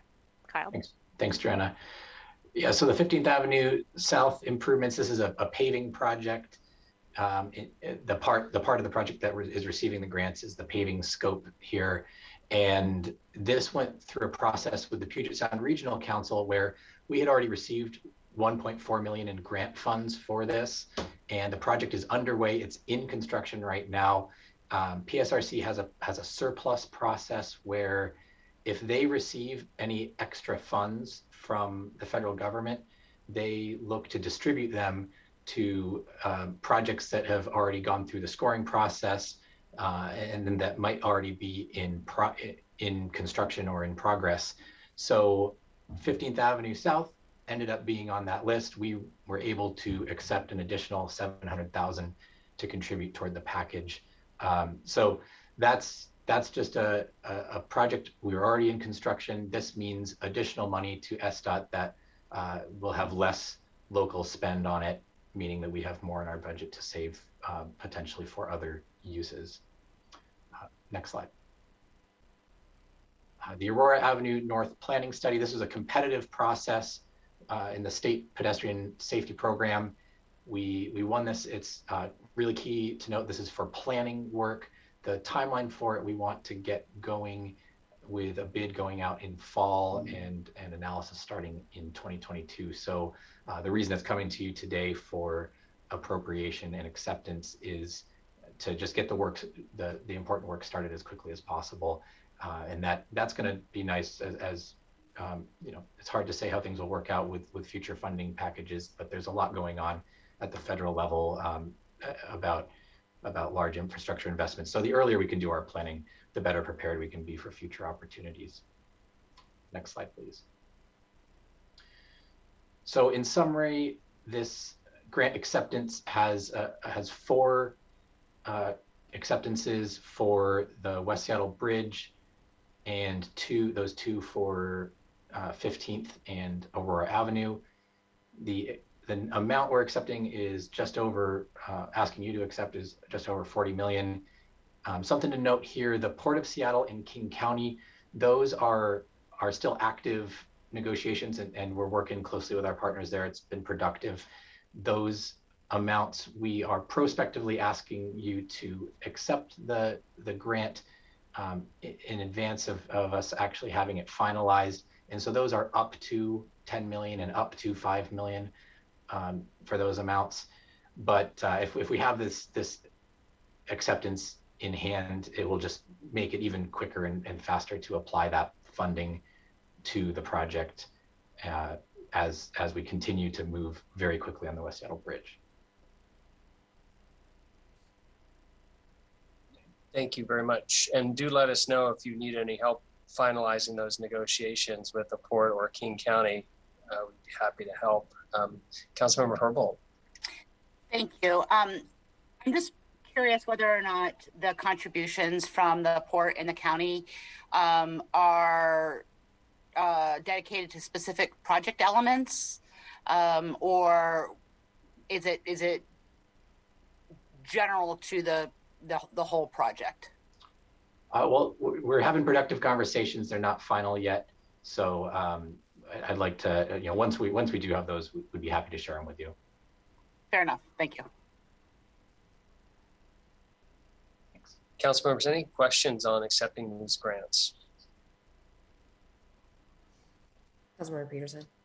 Yes, yeah, Council President Gonzalez. Thank you. I don't have any questions. I just wanted to thank Joanna and Kyle and others at SDOT for the good work that they've been doing, particularly on the grants. I think that's a really impressive number. I think, Joanna, you said it was 70% received from grants. And as somebody who has been doing work on the Puget Sound Regional Council end of the equation, I have really appreciated the good staffing and good strategic sense and negotiation that Joanna, Kyle, and others at SDOT have really brought to bear in those conversations with our regional partners. And I'm really appreciative of that really hard and important work to make sure we get the funding we need to finally fix our bridge and get it reopened for the benefit of the entire region. Thank you. Thank you, Council President. Thank you. I agree. And thank you for the Aurora Avenue grant as well. That's something that we hear a lot about, pedestrian safety and falling short of Vision Zero goals, and we need to address Aurora Avenue. So thank you, SDOT, for doing all that hard work. And I'll go ahead and move this item now. Council members, I now move that the committee recommend the passage of Council Bill 120138, item 7 on our agenda. Is there a second? Second. Oh, you know what? Let me go back to that. I apologize. I need to move the different bill number. One moment. Council members, I now move the committee recommend the passage of Council Bill 120159, item 8 on our agenda. Is there a second? Second. Thank you. It's been moved and seconded to recommend passage of the bill. Are there any final comments? Okay, will the clerk please call the roll on the committee recommendation that the bill be approved for forwarding to the full council? Gonzalez? Aye. Herbold? Yes. Strauss? Yes. Chair Peterson? Yes. 4 in favor, none opposed. The motion carries, and the committee recommendation is that the bill be sent for approval to the September 13 City Council meeting. Thank you. Thank you, Joanna and Kyle. Thank you. Thank you. And Calvin. Will the clerk please read the short title of the first agenda or the next agenda item into the record? Agenda item 9, Council Bill 120160, an ordinance relating to the City Light Department, adding a new section to Chapter 2149 of the Seattle Municipal Code to establish the Renewable Plus Program. For briefing and discussion. Thank you. Today is just a briefing and discussion on this item. It'll come back to us in September, but we're pleased to see our general manager, Deborah Smith, here from Seattle City Light and her team. And then just wanted to know if our central staff wanted to add anything or introduce anything with this item. No, council members, I'm standing in for Eric McConaughey, who's going to staff this issue for you going forward, but I'll be sure to take notes and make sure that he's aware of whatever conversation or issues that you raised today. Thank you. Welcome, General Manager Smith. Thank you, Councilmember Peterson. It's great to be here. This is exciting. This is a very forward-looking piece of work. Staff has been moving this forward in close collaboration with customers and across the utility, and so we're very happy to be here and share with you. We have provided some information in the past, but Scott Cooper, who's going to be our chief guy on the ground, is going to be providing all the details. We also have Maura who'll be running the show, and Robert Cromwell, who's our director in charge of Customer Energy Solutions, which is where this program is housed. He is here as well to answer questions. So as I said, this is an important day, an important program for the city in many ways. It is responsive to and in response to a direct ask from some of our largest customers. It also will impact our portfolio and allow us to continue diversifying our resource mix. and it's consistent with policy objectives and directions for the city. So it is a piece of the puzzle that will continue to move us forward towards being a greener Seattle and reducing our carbon base. So with that, I'm going to turn things over to Scott, and the rest of us are here just to chime in and provide support. So thank you very much. Thank you, Deborah. Maura, do you want to get the slide deck going there? Great. So again, my name is Scott Cooper with Seattle City Light Customer Energy Solutions. As Deborah said, I'm the lead on the program design and development of this program, and have been for the past 10 or 12 months or so. And we'll give you an overview of what this program is, what authority we're seeking with this ordinance that we're discussing today, why we're doing it, and then get into a little bit of the details of how the program is set up, how it works, and who it's serving. If you can move to the next slide there, Maura. Thank you. So this is about the Renewable Plus Program. And so high level, what this program is, there's two pieces to this effectively. Number one, this program is going to allow us, City Light, to contract for and integrate new renewable wind or solar energy resources and integrate them into our energy mix. And then the other piece is that we are going to be contracting with customers interested in participating in this program to have their load, their subscribed load that they sign up for through this program covered by the generation from this renewable resource. So why is it that we are offering seeking to offer this program? We've heard from a number of our large commercial customers that have aggressive and specific sustainability goals that while they're satisfied and happy with our carbon neutral energy that we currently offer, they're looking for more and different offerings than what we have.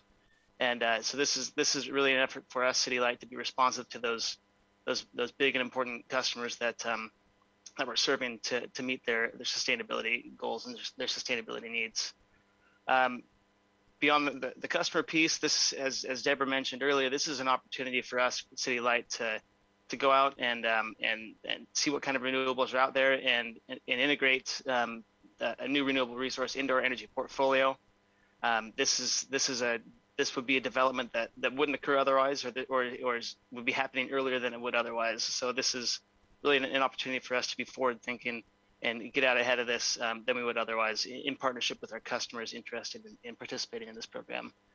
And then the third last point there, just to highlight that City Light is well positioned, kind of as the middleman between the customers with these aggressive sustainability goals and the renewable energy market more broadly, to connect the dots and be the middleman, making that connection between the customers and the renewable energy market.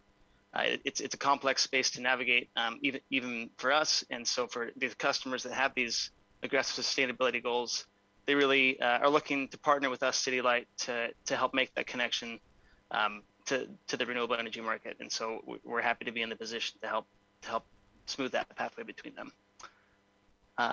Next slide there, Maura. So what this ordinance is and what it does, there's two main pieces to this. This will establish the Renewable Plus program in the municipal code. And then the second piece is really focused on contracting authority. And so this will provide City Light with the authority to contract for up to 20 years with two types of parties. One, with the renewable energy developers through power purchase agreements, PPAs, and two, with customers seeking to participate in the program for a longer term as well.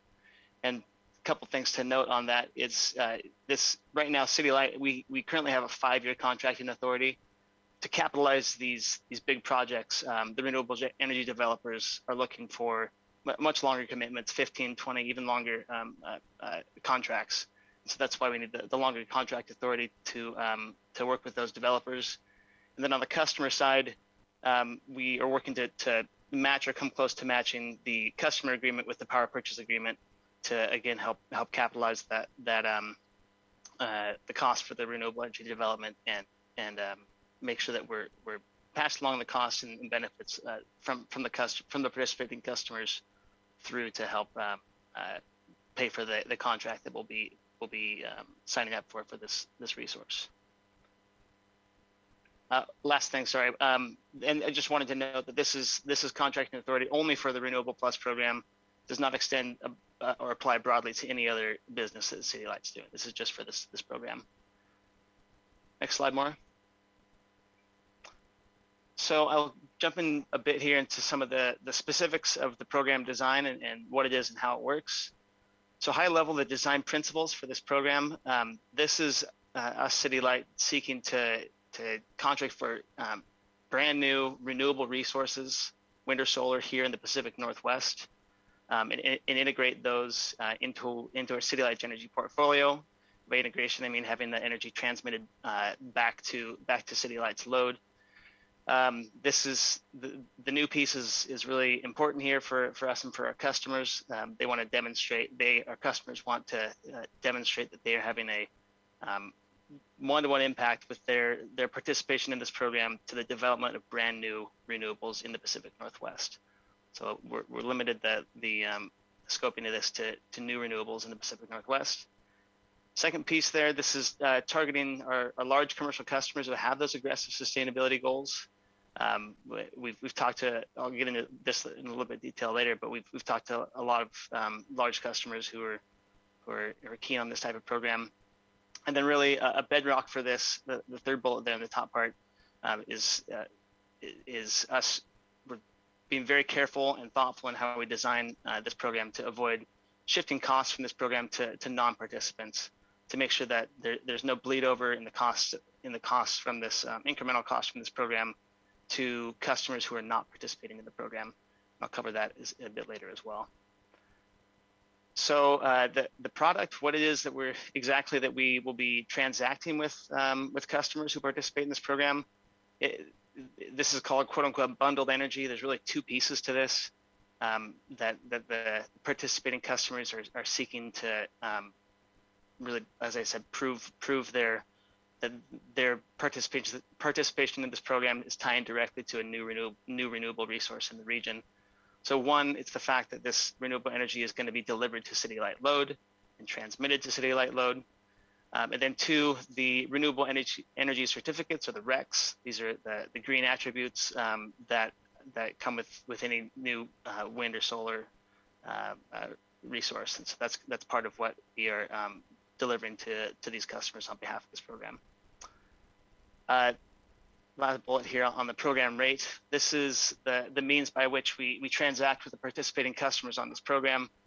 The participating customers will have an additional charge on top of their applicable customer base rate for participation in this program. This does not change or affect their normal bills in any way. This will be a line item on top of what they're already paying for the subscribed load that they choose to participate with in this program. And then the last bullet here, this ties up to the avoiding cost shifting to non-participants.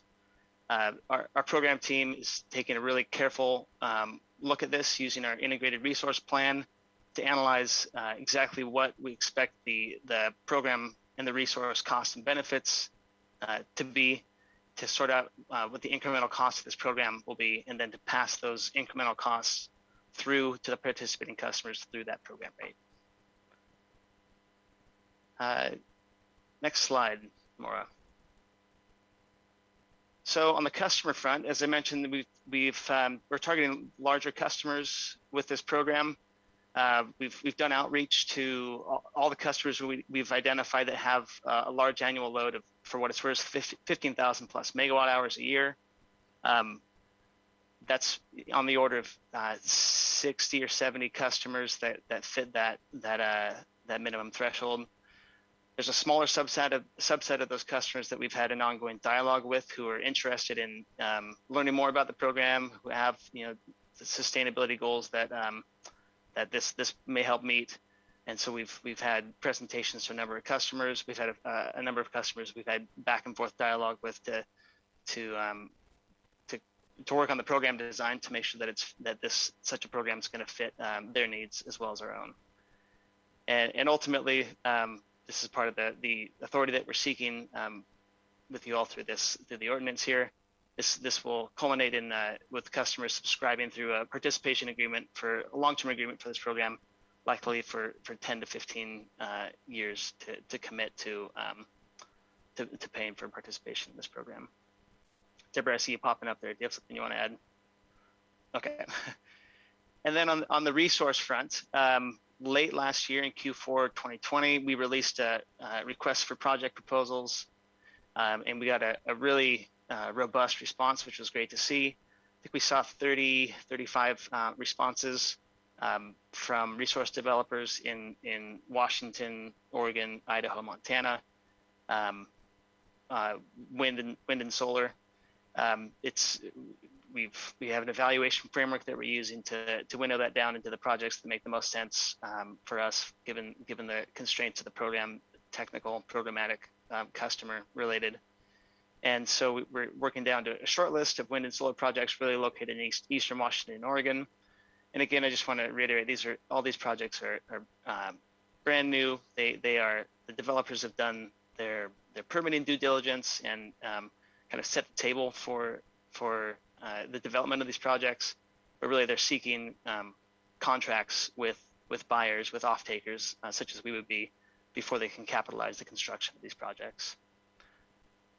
We have, again, as I mentioned, evaluated these projects based on our program requirements, our value to our energy portfolio, and our customer needs. And then I want to make sure we hit on the equity analysis. We've taken a close look at, incorporated into our evaluation framework, what might the equity impacts of such a program and a resource be.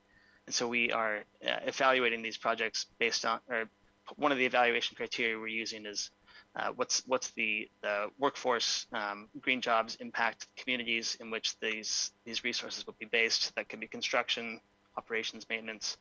And then what type of community outreach, community benefit are they providing to the sites in which they would potentially be based as well. So that's part of our framework. Next slide, Maura. So almost wrapping up here, I just wanted to reiterate the value of this program for our participating customers. This is a product and a program that's going to help them meet their aggressive sustainability goals that many of them would have trouble doing without partnership with the utility. We've heard from these customers who are interested in this type of program. They're keen to support workforce development of the green economy. They're keen to demonstrate civic partnership. So again, that really aligns with the values for City Light as well. And then on the City Light front for us, again, this is an opportunity for us, City Light, to respond to these the changing energy market. Our customers, especially some of our bigger customers, are getting more sophisticated in their energy needs and their energy goals. And frankly, we're being pushed to do more and do better by them.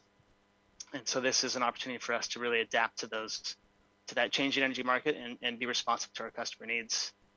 As I mentioned, we're taking a close look at how this program is and the resource from this program is going to fit into our energy portfolio and affect our resiliency and our energy portfolio writ large. This has been a great opportunity for our team to expand and grow and analyze this ahead of when we would have otherwise in the absence of a program like this.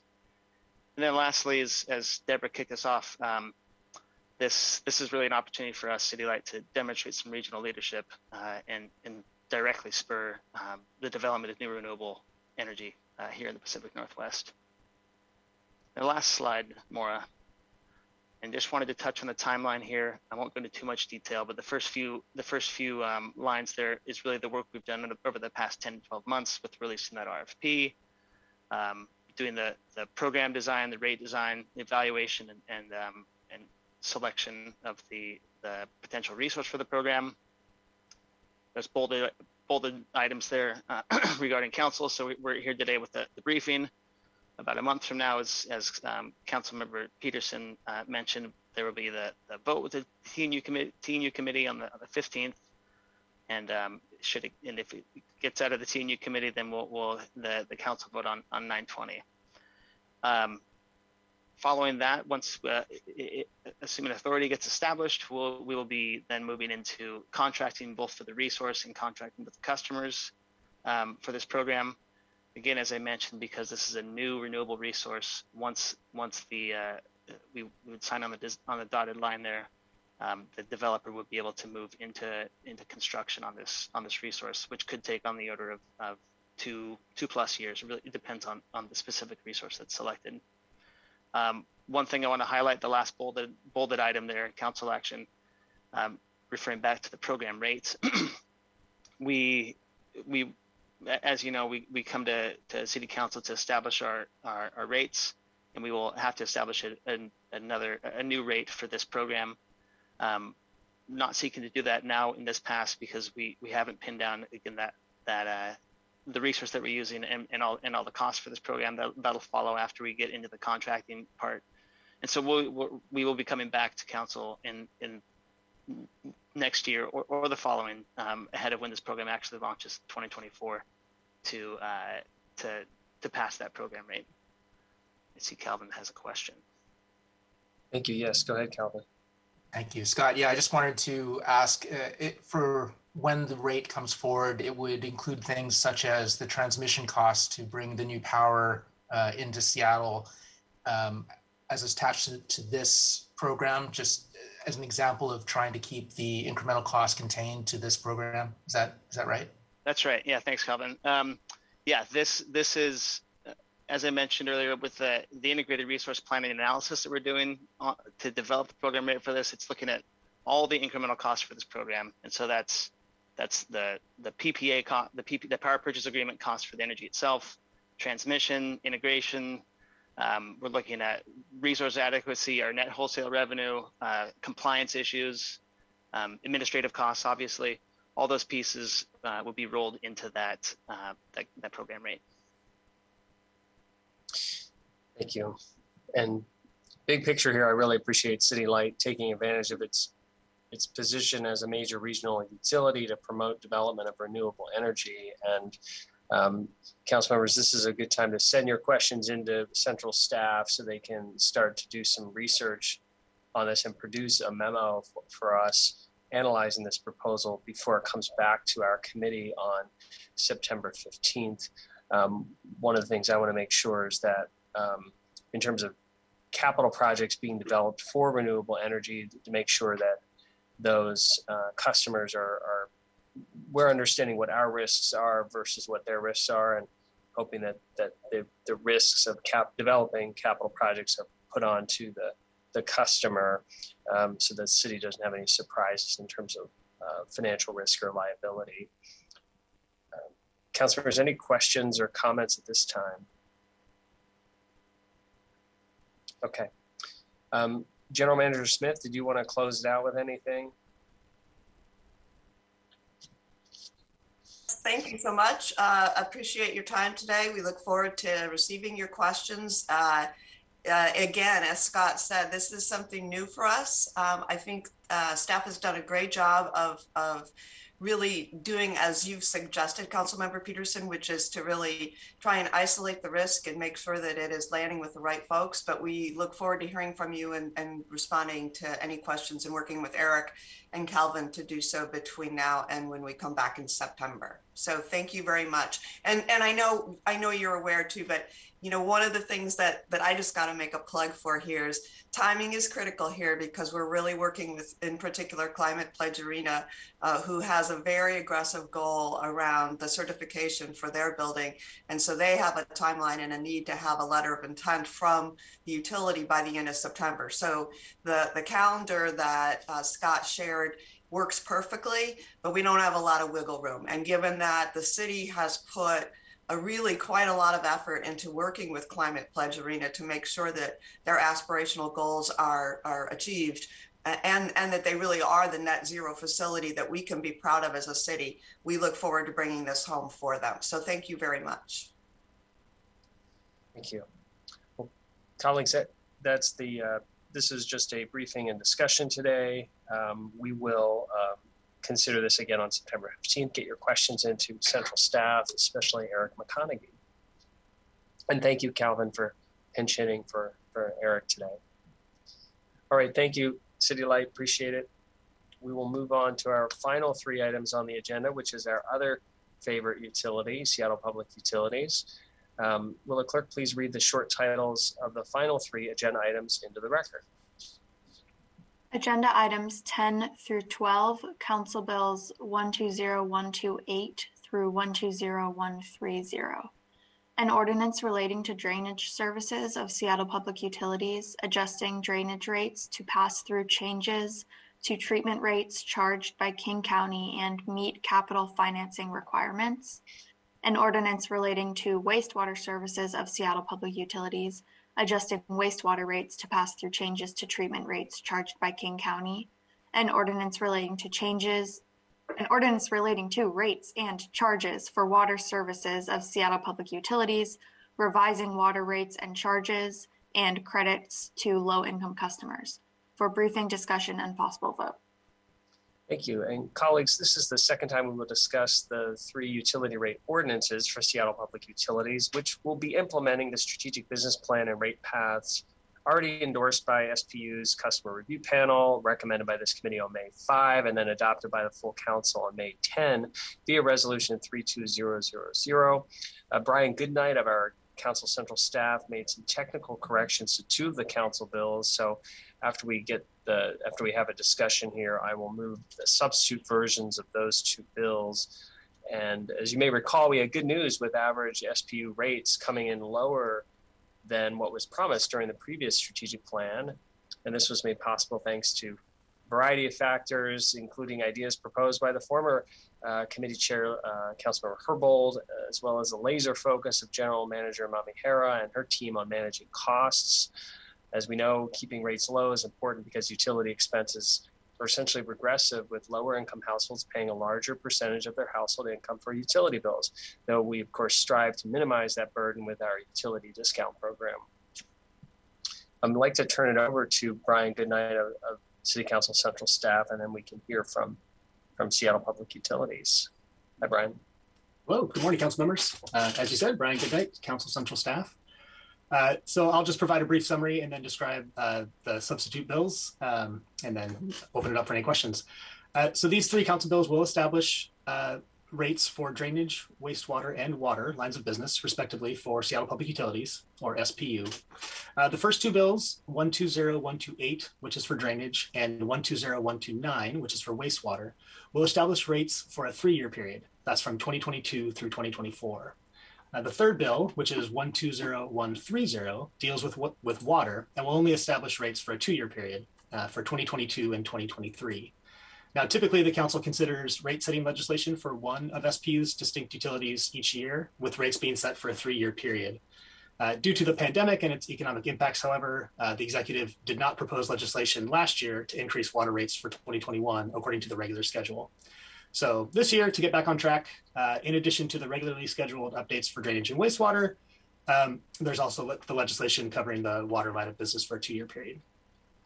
The committee did receive a briefing from SPU staff on the proposed rate increases at its July 21st committee meeting, and there is a memo on today's agenda that describes the proposed legislation and compares the rates against the rates included in the strategic business plan that the council adopted in May. Just very, very briefly, the proposed increases for drainage and wastewater are lower than the rate increases in the endorsed business plan for the first 2 years and are slightly higher than the business plan for the 3rd year. Overall, however, according to SPU's updated forecast, these proposed rates, along with the updated estimates for the out years, would result in the 6-year average being lower than the averages contained in the business plan. And with respect to the water line of business, the proposed rates for both years, as well as the 6-year average, are lower than what was adopted in the business plan. One of the largest drivers for why the proposed rates for all 3 bills are generally lower than the business plan relates to SPU's ability to take advantage of the current low interest rate environment, essentially swapping out high interest rate debt for low interest rate debt. Additionally, the rate studies that were performed as the basis for the rate proposals updated consumption patterns and expectations that have been affected by the pandemic, updated assumptions regarding King County's timing for its increases to its wastewater treatment rate increases, and makes assumptions for the department's use of its relatively high cash balances. So lastly, as Committee Chair Peterson mentioned in his opening remarks, the first 2 bills, so the bills for drainage and for wastewater, do require amendments to correct errors that were in the transmitted versions of the bills. Attached to the agenda and emailed out to committee members last week are substitute versions for each of the 2 bills for the committee's consideration. The substitute bills do a couple things. That first, they just correct an omission in section numbering, a very kind of simple mistake. And second, they would replace incorrect drainage and wastewater rates for 2023 and 2024 with corrected values. The reason, in short, the rate study that accompanies the bills makes assumptions regarding the future increases to King County's wastewater treatment rate. At this time, however, King County has only formally adopted the treatment rate increase for 2022. So the bills themselves should only include that treatment rate increase for 2022, but not the projected increases for 2023 and 2024. And the bill transmitted by the executive did inadvertently include those projected increases. Just as an aside or a little bit of background, when King County does formally adopt the treatment rate increases for those future years, SPU will transmit separate legislation to council proposing amendments to the drainage and wastewater rates. And the council most recently approved adjustments of this type last fall during the budget process. Both of the prepared substitutes have version numbers of D2A, that's just for reference. And at this time, I'm happy to answer any questions. And also Maria Coe and Carl Stickel from SPU are here as well and are available for questions. Thank you. Thank you. Thank you for that excellent summary and also the excellent staff work to note the discrepancies in putting forward the substitute bills, those two substitute bills for us, Brian. Really appreciate that. And, you know, council members, since we did have an extensive discussion about this when we first heard these items, and then of course we approved the rate path via the resolution in May, not expecting a lot of discussion here, but we do have Seattle Public Utilities here, and of course Brian's here if we have questions now. Okay, well, thank you. We will go ahead and start the parliamentary procedure to, I'm going to move the underlying bills, and then I'm going to quickly have motions to substitute, and then we can vote on the three bills for SPU's rates. Okay, council members, I now move that the committee recommend passage of Council Bill 120128, item 10 on our agenda. Is there a second? Second. Thank you. It's been moved and seconded to recommend passage of the bill. I now move the proposed substitute as presented on the agenda as D2A. Is there a second? Second. Thank you. The substitute bill as presented on the agenda has been moved and seconded. As our central staff analyst described, the substitute makes technical corrections. Are there any comments on the substitute? Okay, will the clerk please call the roll on the proposed substitute as presented on the agenda? Gonzalez. Aye. Herbold. Yes. Strauss. Yes. Chair Peterson. Yes. 4 in favor, none opposed. Thank you. The motion carries, and this will come to the city council meeting on September 13th. You just moved the Well, actually, we need to vote on the. Yes, that's, thank you. So that was getting the substitute in there. Will the clerk, any final comments? Will the clerk please call the roll on the, Councilmember Herbold. You know, it was super important. Thank you. I just wanted to thank SPU General Manager Hara and you, Chair Peterson, for everybody's hard work in continuing to bring down the rate path from the endorsed rate of 5.2% in 2017 to now 3.9%, even amidst a global pandemic. The city is working really hard to put customers and affordability first, and really appreciate all the work that's gone into this. Thank you. Thank you very much. Will the clerk please call the roll on the committee recommendation that the bill be approved for forwarding to the full council? Gonzalez. Aye. Herbold. Yes. Strauss. Yes. Chair Peterson. Yes. 4 in favor, none opposed. Thank you. The motion carries, and the committee recommendation is the bill be sent for approval to the September 13 City Council meeting. I now would like to move that the committee recommend passage of Council Bill 120129, item 11 on our agenda. Is there a second? Second. It's been moved and seconded to recommend passage of the bill. I now move the proposed substitute as presented as D2A on the agenda. Is there a second? Second. Thank you. The substitute bill as presented on the agenda has been moved and seconded. As our central staff analyst described, the substitute makes technical corrections. Are there any comments on the substitute? Okay, will the clerk please call the roll on the proposed substitute as presented on the agenda? Gonzalez. Aye. Herbold. Yes. Strauss. Yes. Chair Peterson. Yes. 4 in favor, none opposed. Thank you. That motion carries. Are there any final comments before we vote on the substituted bill? Okay, will the clerk please call the roll on the committee recommendation the bill be approved for forwarding to the full council? Gonzalez. Aye. Herbold. Yes. Strauss. Yes. Chair Peterson.